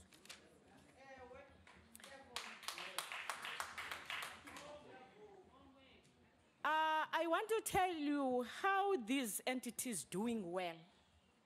These two entities, they are doing well. They are doing well. The Film and Publication Board is mandated to provide regulatory advice to enable citizens to make informed choices with regards to viewing, reading, and gaming, both for themselves and for children in their care, as well as to protect children from exposure to disturbing and harmful materials and from premature exposure to adult experience. The Media Diversity and Development Agency, MDDA, is tasked to develop a robust and sustainable community media sector. MDDA is expected to promote media diversity in a rapidly changing telecommunication environment. Its core activities will continue to be financial and non-financial support of community broadcasts and community and small commercial print projects. The Film and Publication Board has for numbers of years been receiving clean audit, and we take this opportunity to congratulate FPB in the effort to create functional and clean state agencies. In the spirit of taking service to the people, the FPB has concluded a pilot project to decentralize the administration function of the classification of content in Durban Region Office. The pilot project was initiated to respond to the distributors' needs, which included access to FPB offices for submission of content for classification, and also to submit application for registration and renewals. The project has assisted small, medium distributors of the niche content, Nollywood and Bollywood in KZN region. This is a demonstration of agencies attempting to bring service closer to the community they serve. The ANC applauds the FPB in its clampdown on piracy, which left unchecked will destroy our film and music industry. They combine with the protection of local content, which the NDP identify as critical to grow the economic and create jobs, is a demonstration of excellent work from the Department of Communication and FPB. The FPB must be applauded for protecting and promoting the local economy through promotion of local film industry. The FPB is helping with transformation in the ICT sector and help local content creators to thrive. The South African film and television industry has been identified in the National Development Plan Mzansi Golden Economy as a driver for social cohesion, nation building, and poverty alleviation, which is the outcome 14 led by Department of Arts and Culture, to which the Department of Communication and its entities make contribution on empowering SMMEs to ensure they participate in the economy. The FPB has on average awarded 70% of business to companies with the BBBEE contribution level of 3 and lower. The FPB is also contributing to the fight against crime and corruption in the last 4 years. The FPB, in conjunction with the law enforcement agencies, conducted 68,564 raids and compliance inspection, a total of 344,663 illegally DVDs and CDs were confiscated and distracted with a street value of 3,446,003 rands and market value 34,160,300. The 54th ANC national elective. Chair. Yes, what are you rising on? No, the issue is that you are not good with numbers. So when you say come again, we are honest. Come again. Please don't do that. The 54th ANC National Elective Conference called on government and Sorry, Ms. Honorable Machoba, just a second. Please don't do that. It's just a wrong culture. It introduces all sorts of negativities in the way we run and our matters and debate issues. Please don't do that. Please proceed. Thanks, Chair. I think, Chair, there's a huge confusion on my left side. The 54th ANC National Elective Conference called on government and business to ensure that South Africa is ready for the fourth industrial revolution. The finalization of the tariff structures, once clarification guidelines are in place, will be important. The cost should be such that it allows SMEs to keep up with ITC advancement. The local industrials and especially SMEs must be protected and be favored in a comparison to multinational business. The creative of the employment of the critical and priority of the ANC President Ramaphosa has assured South Africans that the ANC government will do all it can to create employment for the youth. The Media Diverted and Development Agency, MDDA, is aimed to improving community 2 minutes left. Creating jobs and providing a platform to graduates, both local and provincial government, to support local media by using it for advertising. The objective of the MDDA is to ensure that all citizens can access information in a language of their choice and transform media access, ownership and control patterns in South Africa. This is done in order to redress and exclusion and marginalization of disadvantaged communities and persons from access to the media and the media industry to promote media development and diversity by providing support primary to community and small commercial media projects. The ANC believes that media has a critical role to play in aiding good governance, transparency, and accountability, which hence a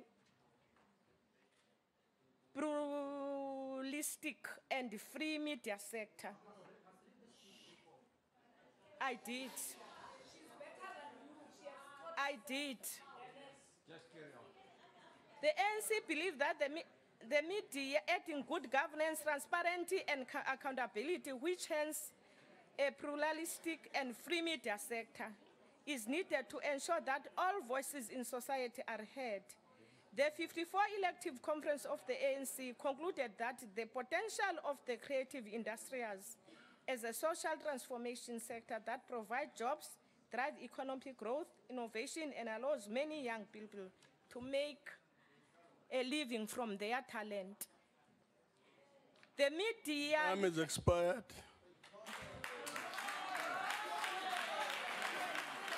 The ANC supports the budget.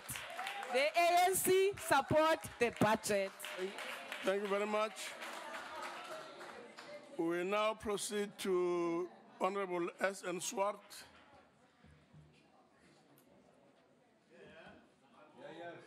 Thank you, Chairperson. Chairperson, the ACDP, like speakers before, is particularly interested in stability at the SABC, given the very important role the public broadcaster plays in providing information, entertainment, news for viewers and listeners across the whole of South Africa.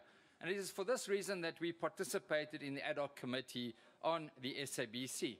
And those of us who remember, we found conclusive evidence that the SABC's primary mandate as a national broadcaster had been severely compromised by a lapse of governance and management, which ultimately contributed to the board's inability to discharge its fiduciary responsibilities.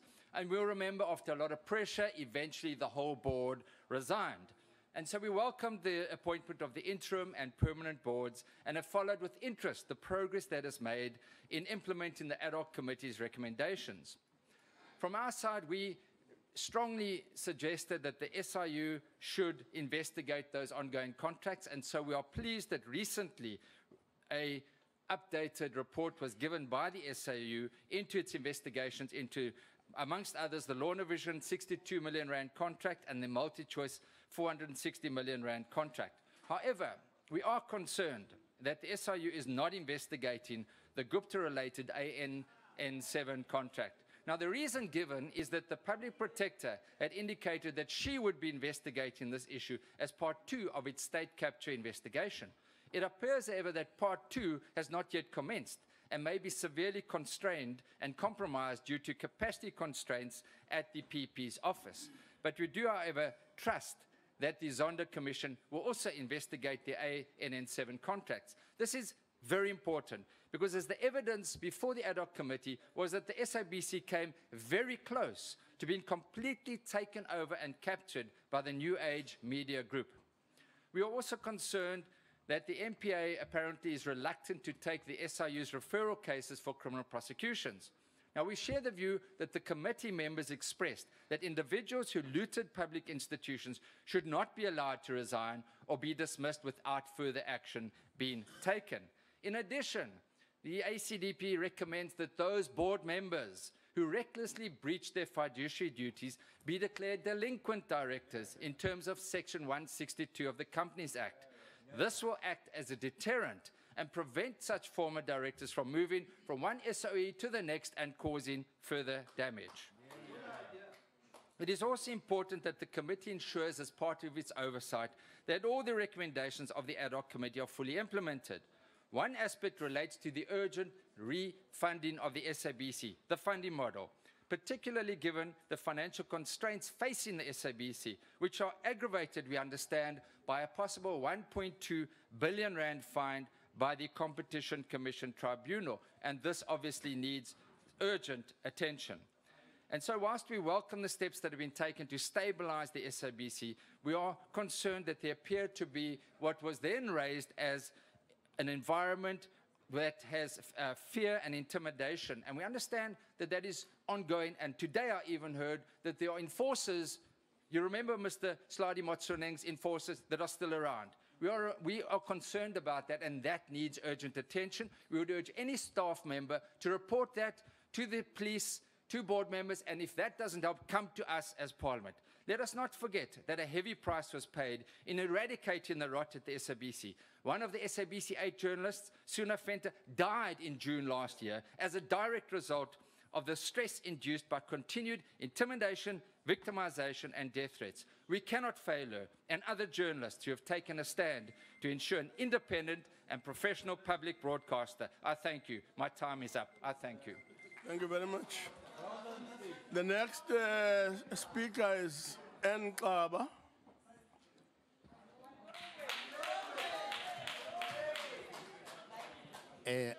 Honorable Chair, Honorable Chair, who Minister wa rona Motlatsi Minister, batho ba bo rona ba South Africa, ba teng kwano public and honorable members la moilele kwano. Puo ya ka tlo itshetleya ho ikasa le brand South Africa. post-apartheid South Africa has witnessed tremendous growth in the telecommunications sector with an outstanding infrastructure, particularly in the mobile phone industry.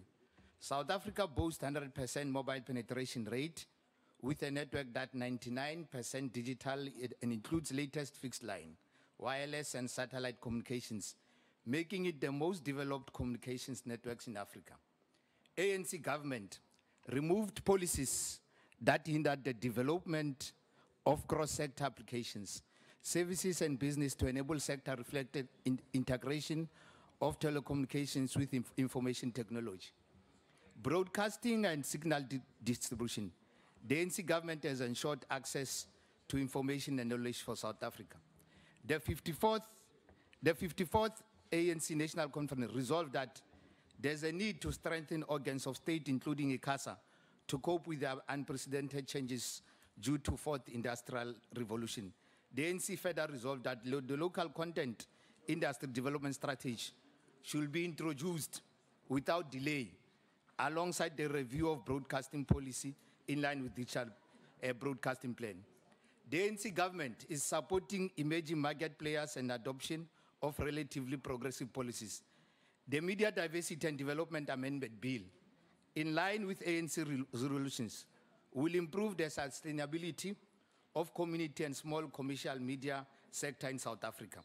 The department has successfully submitted the white paper on audiovisual and digital content policy for South Africa to Cabinet for the approval towards the development of draft audiovisual and digital content bill over the medium term.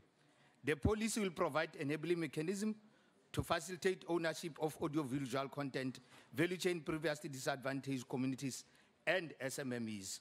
Following the approval of Audiovisual Digital Content Act, the department will commence with the ICASA Amendment Bill during 2020-21.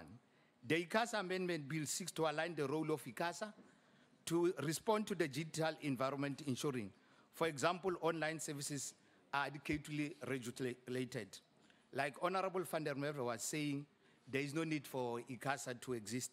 We wish to confirm that the ICASA existence is relevant and it is in line with Section 192 of the Constitution of South Africa.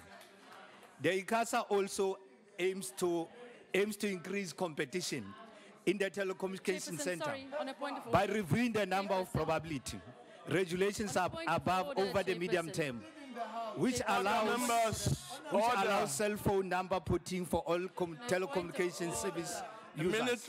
Honorable Kaba, Van der Merwe. No, Chairperson, I want to respect the member's maiden speech, but he must What not are you mislead raising the on? House by saying, I said chapter ICASA shouldn't exist. I said I Why are you standing up? questioned its work in terms of the communication. Yeah, I didn't no, say it mustn't exist. That's misleading the House. Not allowed. Maybe we should at this point just clarify that members in terms of Rule 66 are not supposed to interrupt and disturb members while they are speaking, unless one rises on a point of order or on approval from the presiding officer, on the discretion of the presiding officer on a specific matter. So please don't stand up to disrupt a speaker. Please, please, members, let's keep to the rules. Thanks. Abba, please proceed. Thanks, Chair. This is funded under the Policy Research and Analysis Program, which has an allocation of 53.5 million over the medium term. ICASA also aims to increase the range of mobile network coverage by 15% and extend network measures to include data and not just voice calls. This will contribute to improving quality of communications in South Africa and facilitate effective competition in the ICT sector by the end of 2019-2020. This increased competition should assist in bringing prices down, making more affordable for the consumers as well as new entrants to service provision. ANC government cares and is listening and is partnering, also fixing and doing things better. ANC adhered that the data is expensive and is doing something about that. ICASA also plans to license additional radio broadcaster in Northern Cape 2017 and 2018. And it establishes offices in Northwest and Northern Cape to expand national footprint and increase competition in commercial broadcasting sector at a cost of 801.2 million over the medium term. This will reduce costs for consumers and open job opportunities for youth and will end unemployment and reduce crimes as prioritized by the President Ramaphosa during SONA. This we propose, Minister, that we do it working with our local communities in Northwest and Northern Cape.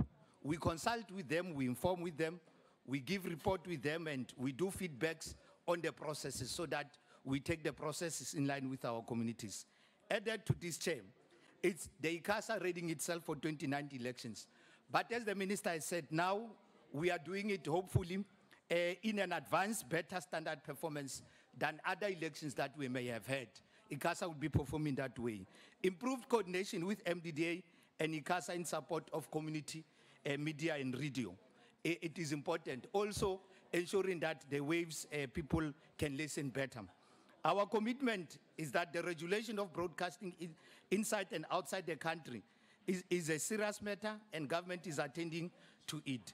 In branding South Africa, in fulfilling branding South Africa mandate of the positive positioning South Africa as a competitive business destination in what investment.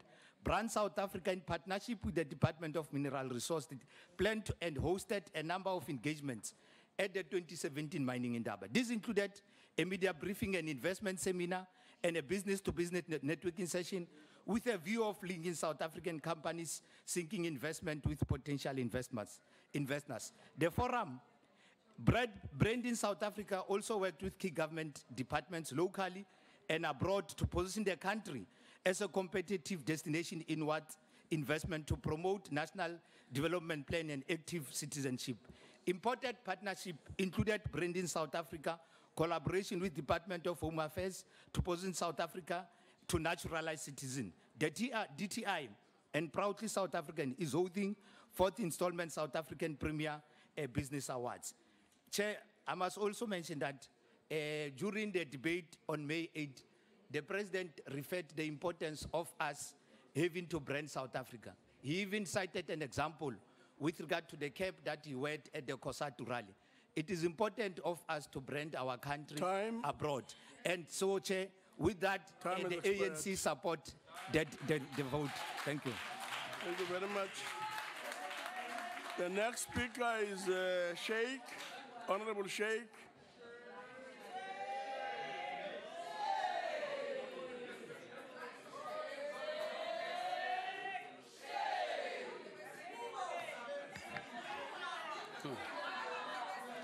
Thank you, Honorable House Chair. I thought the ANC had all their speakers already. The National Freedom Party supports the report tabled here today.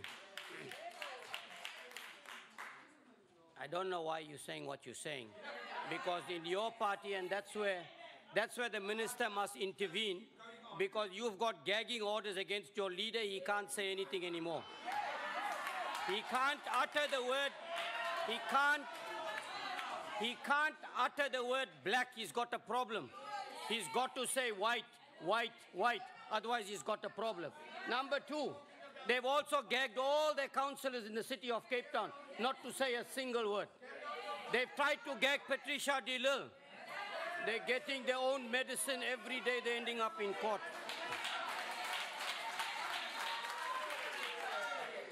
Honorable Chairperson, one of the key functions of the department is to provide information, dissemination, and publicity to promote and inform citizens. Honorable Sheikh, a minute. Chair, I would just like to ask the Honorable Sheikh Imam how long this job application is going to be.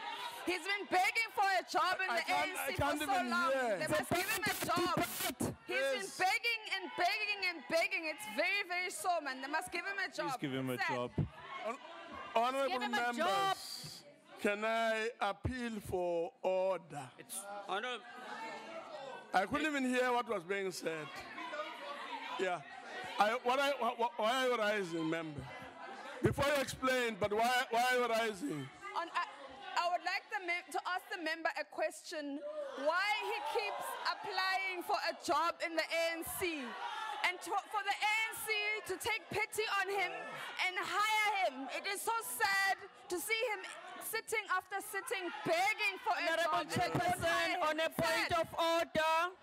Members, let us please not rise to raise a point of debate. Let's stick to the process and the procedure.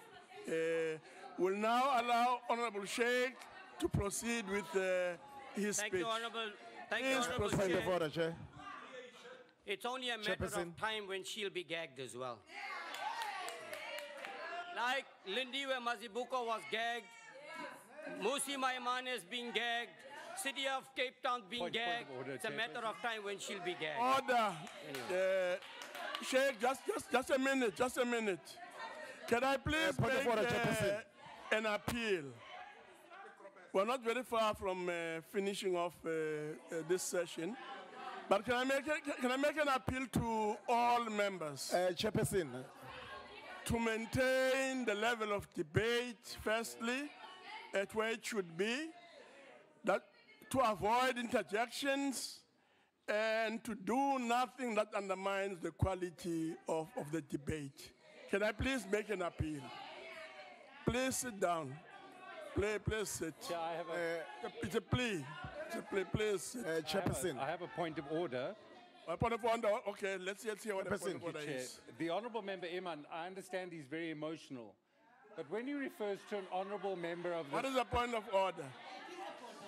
When he refers to an Honourable... What is the point of order? I'm coming to a Chairperson if I can be given an opportunity under Rule 65, but Chairperson, when the Honourable Sheikh Imam refers to the Honourable Van Dam as she, can he please refer to her by her name or as that Honourable Member? Thank you, Chair. Honorable Chairperson. Honorable Chairperson. What kind of thing? Point of order, Chairperson. Yes, Prof. Yeah. What are you rising on? Firstly, Chairperson, he is not Sheikh, he's Honorable Sheikh Imam. And then secondly, I observed from the very onset that the speaker was drowned even before he started his debate. Yes. And it's unheard of, Speaker. Really. The rules of this House provide that the speaker not be drowned. He must be allowed an opportunity to speak. Okay. Thank you, Chairperson.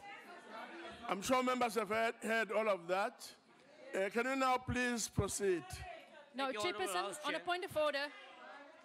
Chairperson, I rise in terms of Rule 85, please. That we've established. Chairperson. Very, very important Yeah. is this. I'm rising in Hold on terms a of Rule minute, 85. Honorable It's the Sheikh. responsibility of Honorable the- Sheikh, just a minute. I'm rising in a point Is of that a order. point of order? Yes, Chairperson. Let's hear the 85. point of order. Our rule book talks about relevance, and I want to find out how is that speech that he's delivering relevant to the communications debate. If you want to work within the rules, you must rule him out of order. Honorable Chairperson. Honorable Chairperson. Honorable Chair. And I also... On a point of order. Yeah, let's hear the point of order. Honorable Chairperson, the honorable members are disturbing that honorable member on the podium. They have been given an opportunity to debate. So that is a point of debate. Let's allow the honorable members to debate. Yeah. Please, don't Yes. jump up and down like popcorns in a pot. No. Thank you very much. Can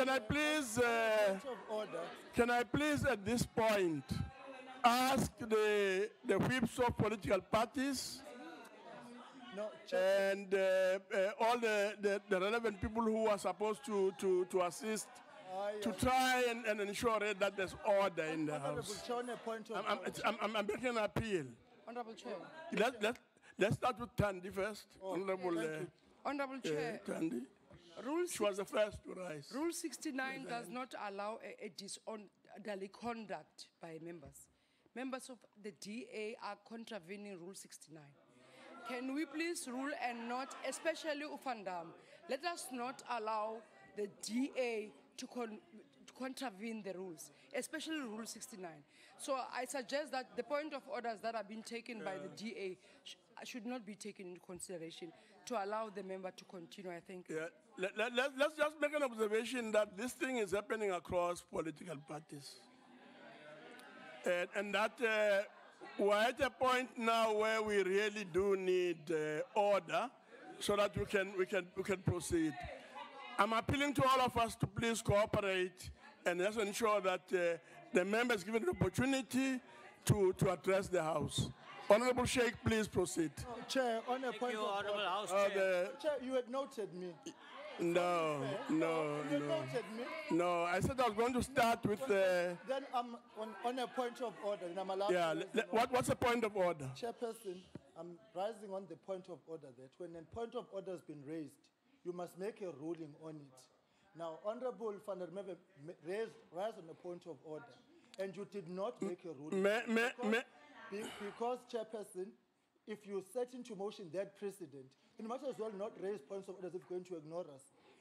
As you are appealing to us to observe the rules, rule yourselves and conduct yourselves within the parameters of the rules.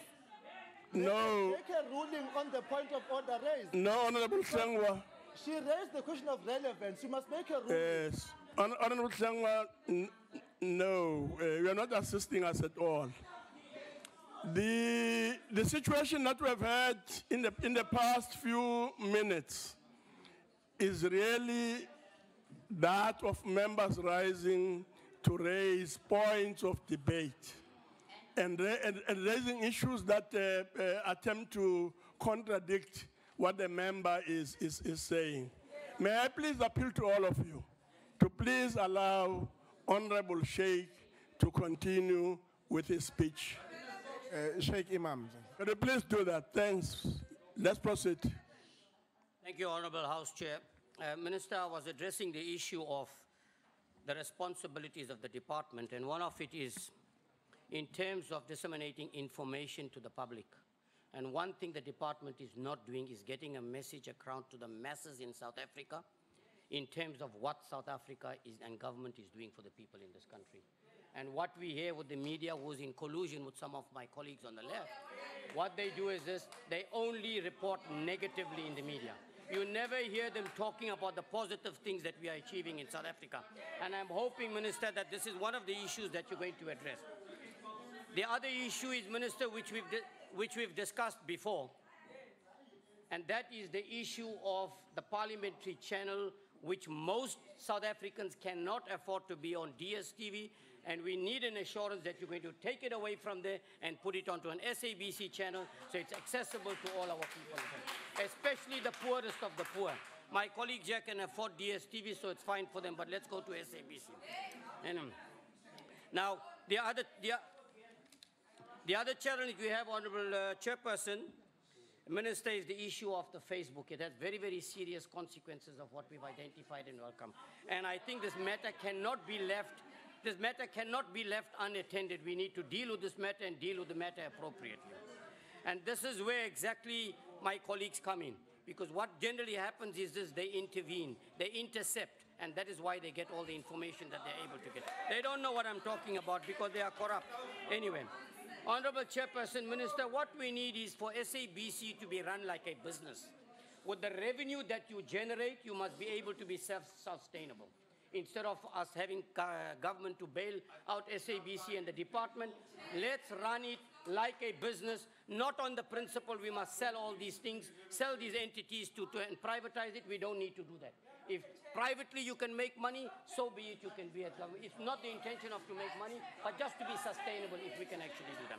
So that's the other thing that we welcome the recommendations tabled by the department. But what we are saying is, time has expired. Implement Honorable and deal with them, it will be a problem. The National Freedom Party supports the report tabled here today.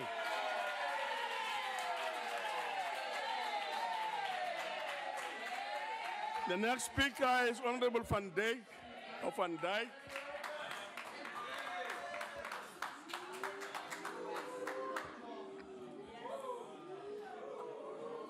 Order, members.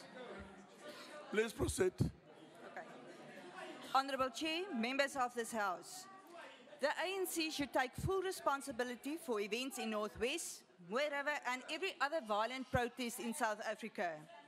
We are seen as a nation rampaged by a staggering crime rate, corruption and lawlessness, daily stories of domestic violence and abuse, hideous violent farm murders, unemployment, and a failing education and health system.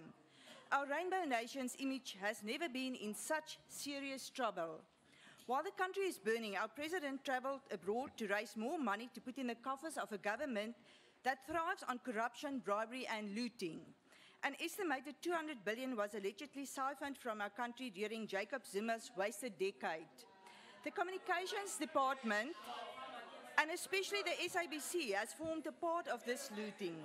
South Africa is slowly being written off as a failed state. The ANC government is responsible for our country's brand dying. As a country, we are in trouble. The kind of trouble that anti-poor VAT increase and continued petrol hikes will not fix, nor amending our constitution to allow for land expropriation without compensation. Brand SA has its hands full trying to fix this country's tarnished brand and is also failing, its CEO suspended.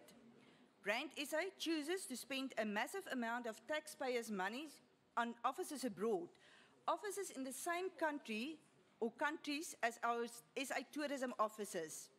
I challenge the ANC to accept the DA's proposal that office space be shared with the SA tourism hubs to help cut the costs. Focus on South Africans locally, those who cannot afford or have the resources, and rather help build cohesion locally. Fixing the country's image abroad? Let's fix South Africa first, the rest will follow. Die Film en Publikasieraad en Brand SA is die enigste media-entiteite waar raadslede deur die minister aangestel word. Die DA stel voor dat die funksie na die parlement terugverwys word ten einde moontlike korrupsie teen te werk. Ook dat 'n tydraam aan die Film en Publikasieraadsvoorsitter se termyn gekoppel word.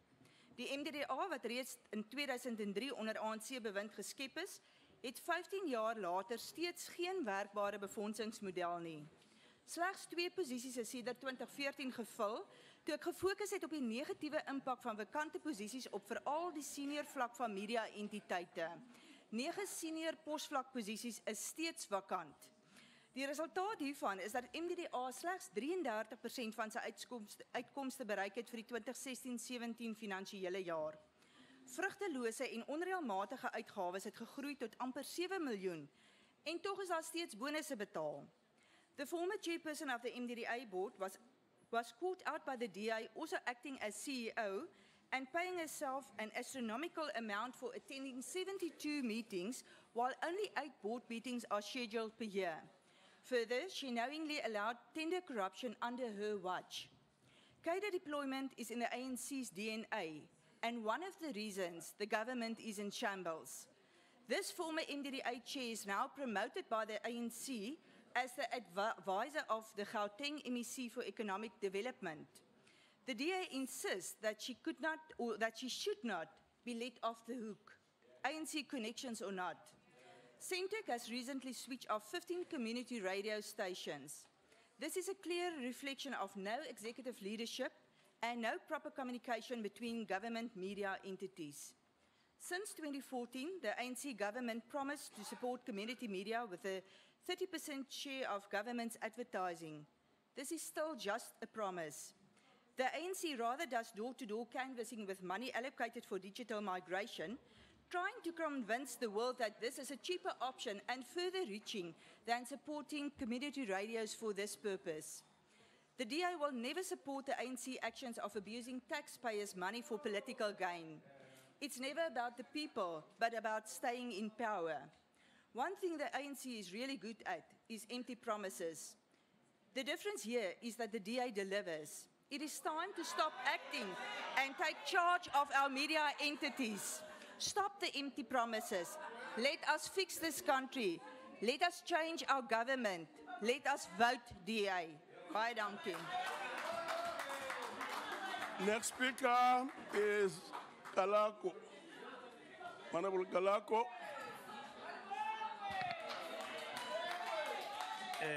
Honorable Chairperson, Minister and Deputy Ministers, honorable members, members of the public and stakeholders. This year marks the centenary of two of our icons of the National Democratic Revolution, giants of African Revolution, comrades Tata Rolihlahla Mandela and Umama Albertina Sisulu. We owe our political freedom to their courage, bravery, and commitment, their sacrifice and selflessness without expecting rewards after attainment of political freedom. We salute them. We always endeavor to follow their example. Chairperson, ANC in its 2014 manifesto, I quote, said, "We will invest in a comprehensive plan to expand broadband access throughout the country and substantially reduce the cost of communication. We aim to connect all schools, public health, and other government facilities through broadband by 2020, and at least 90% of our communities should have substantial and superfast broadband capacity by 2020. Government will support and develop free Wi-Fi areas in cities, towns, and rural areas," close quote.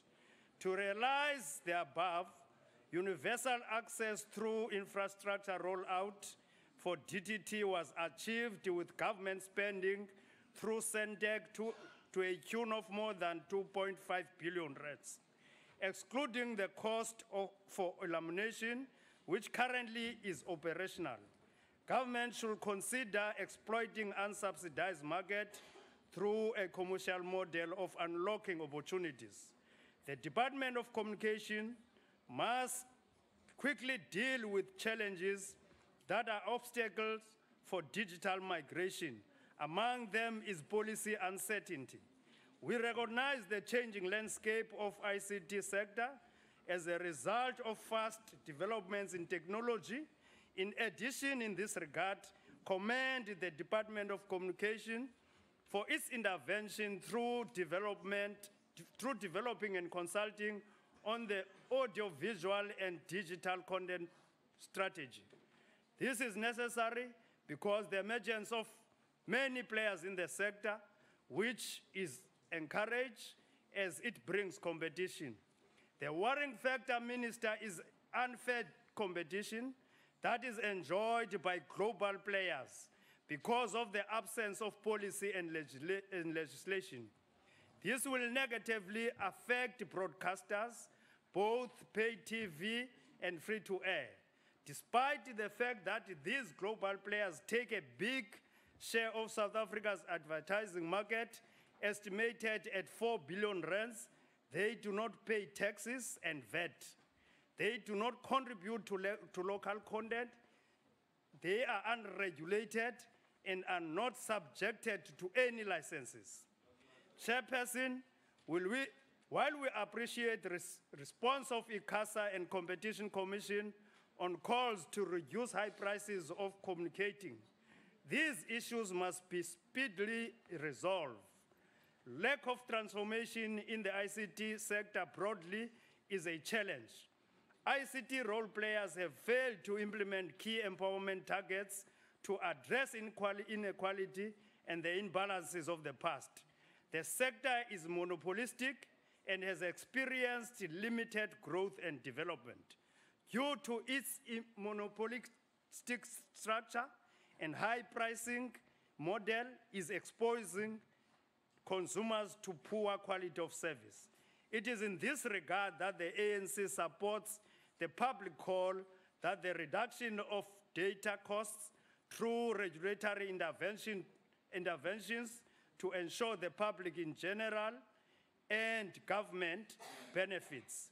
The Department of Communications and related departments must monitor implementation of the National Broadband Strategy, which promotes SMME sector participation and take into account the minimum 30% set-aside policy on procurement, as per the regulation issued by the National Treasury to support the growth and development of SMMEs, localization, creation of jobs as part of inclusive growth, and preparing the country towards the fourth industrial revolution.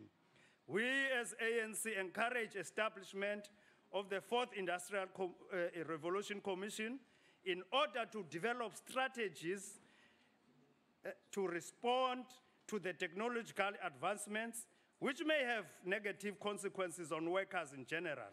Its role should be preparing the country in terms of skilling, reskilling, innovation, research development, and digitization, including SMEs readiness.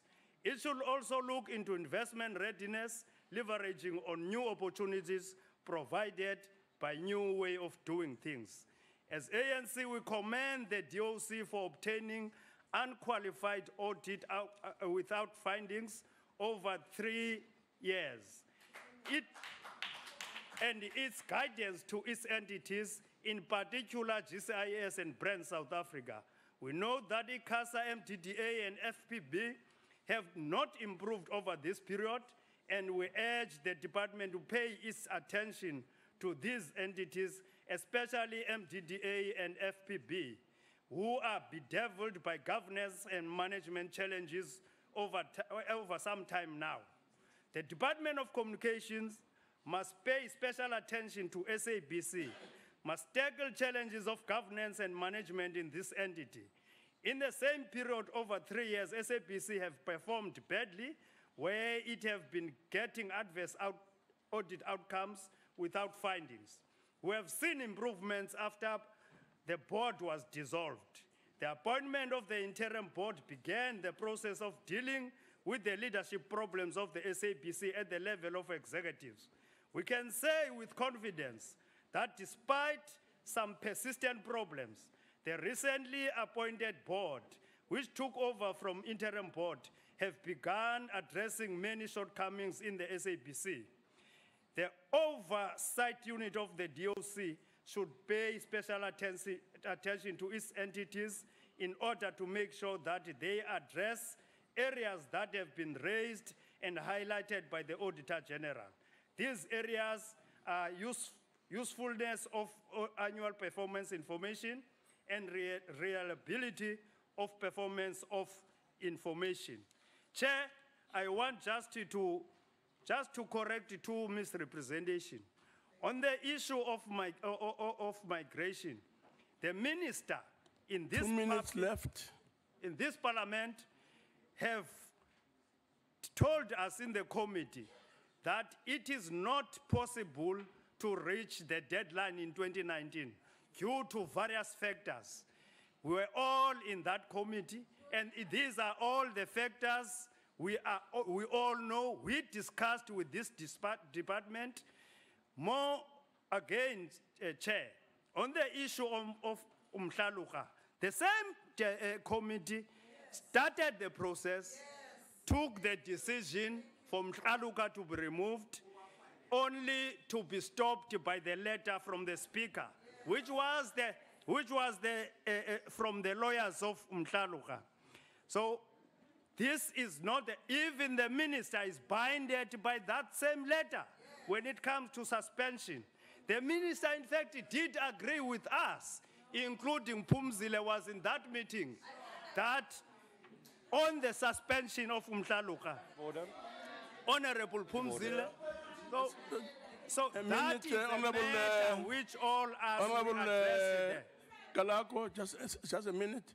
There's a point of order. What's the point of order? Thank you, House Chair. Once again, if the honourable member could refer to the honourable Sorry, member. Honorable Pumzile. Chair, this issue we know is still sitting with the lawyers. Of course, like any South African citizen, Ruben Mhlaluka have rights also in this country. That is what actually we have stopped us, and that's why the issue was removed from the order paper in Parliament. You were there. You kept quiet. You are grandstanding. To move, Honorable Chair.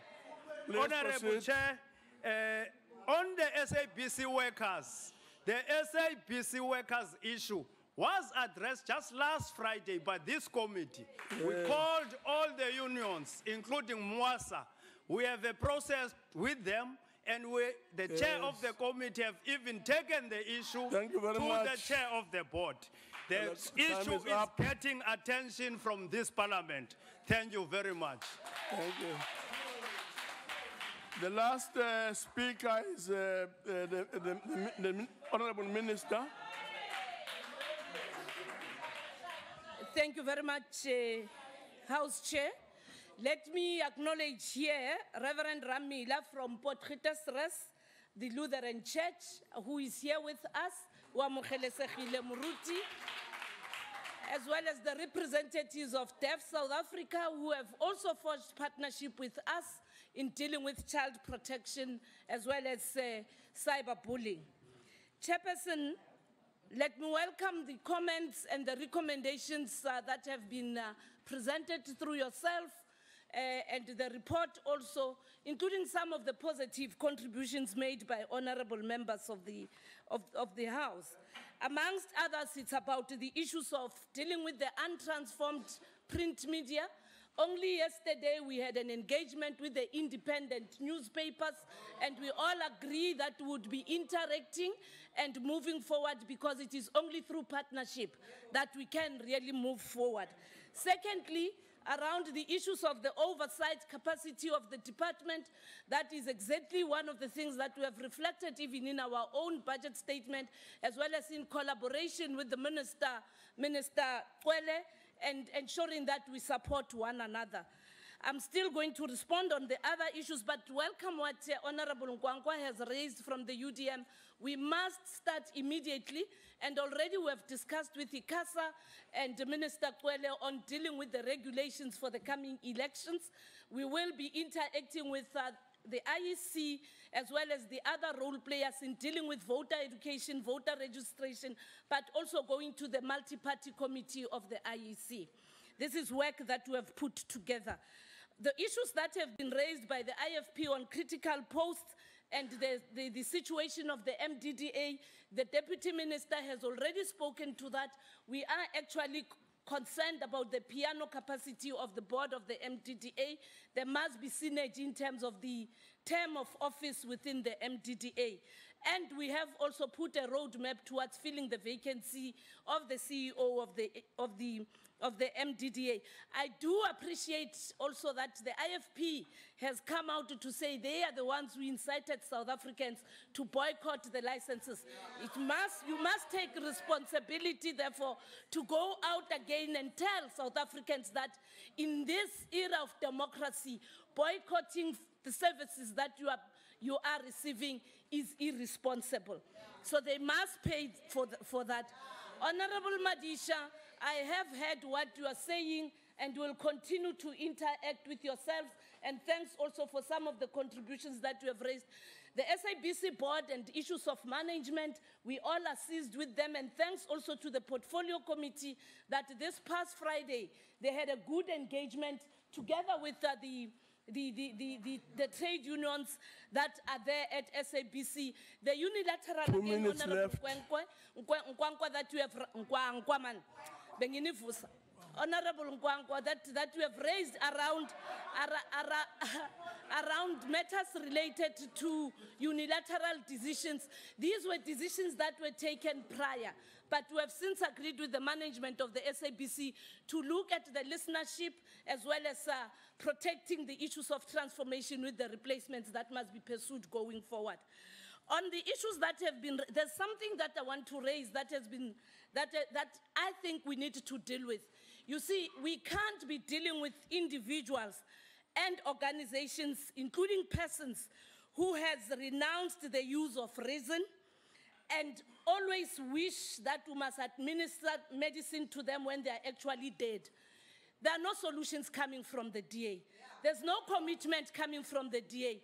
We all have been talking about investing in community radio, Bush Radio, Radio Eden. All radio stations here in the Western Cape have never been supported by your party. To date, Deputy Minister is working together with them, but of importance again is that if there is a disease that is infesting yourselves It's a disease of protecting white supremacy. And it is a disease that wanted to undermine the role of the state. And therefore, we shall not agree with you on the issues that you are raising. And as for me, bring it on. Revolutionaries never die, but revolutionary spirit always prevail even against difficult conditions. Honorable Mukwena, that's why we must change the content of SABC, because just like you, the old content that is there at SABC is not empowering our people, just as your contribution here. So you are part of those aged kind of information that is not adding any value. Time this has is not expired, a comedy. Minister. And finally, honorable members, we are not perfect, but we know where we want to take South Africa to. The remaining 12 years towards the realization of Vision 2030 shall be executed with partnership with our people, the Thank you very SABC much. and all our entities. Thank you, Nyabong. Please settle down. Please settle down.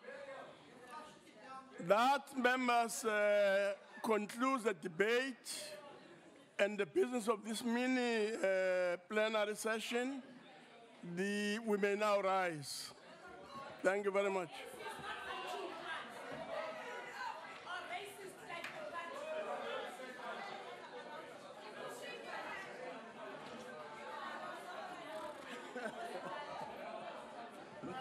Bantu bakho laba. Okay.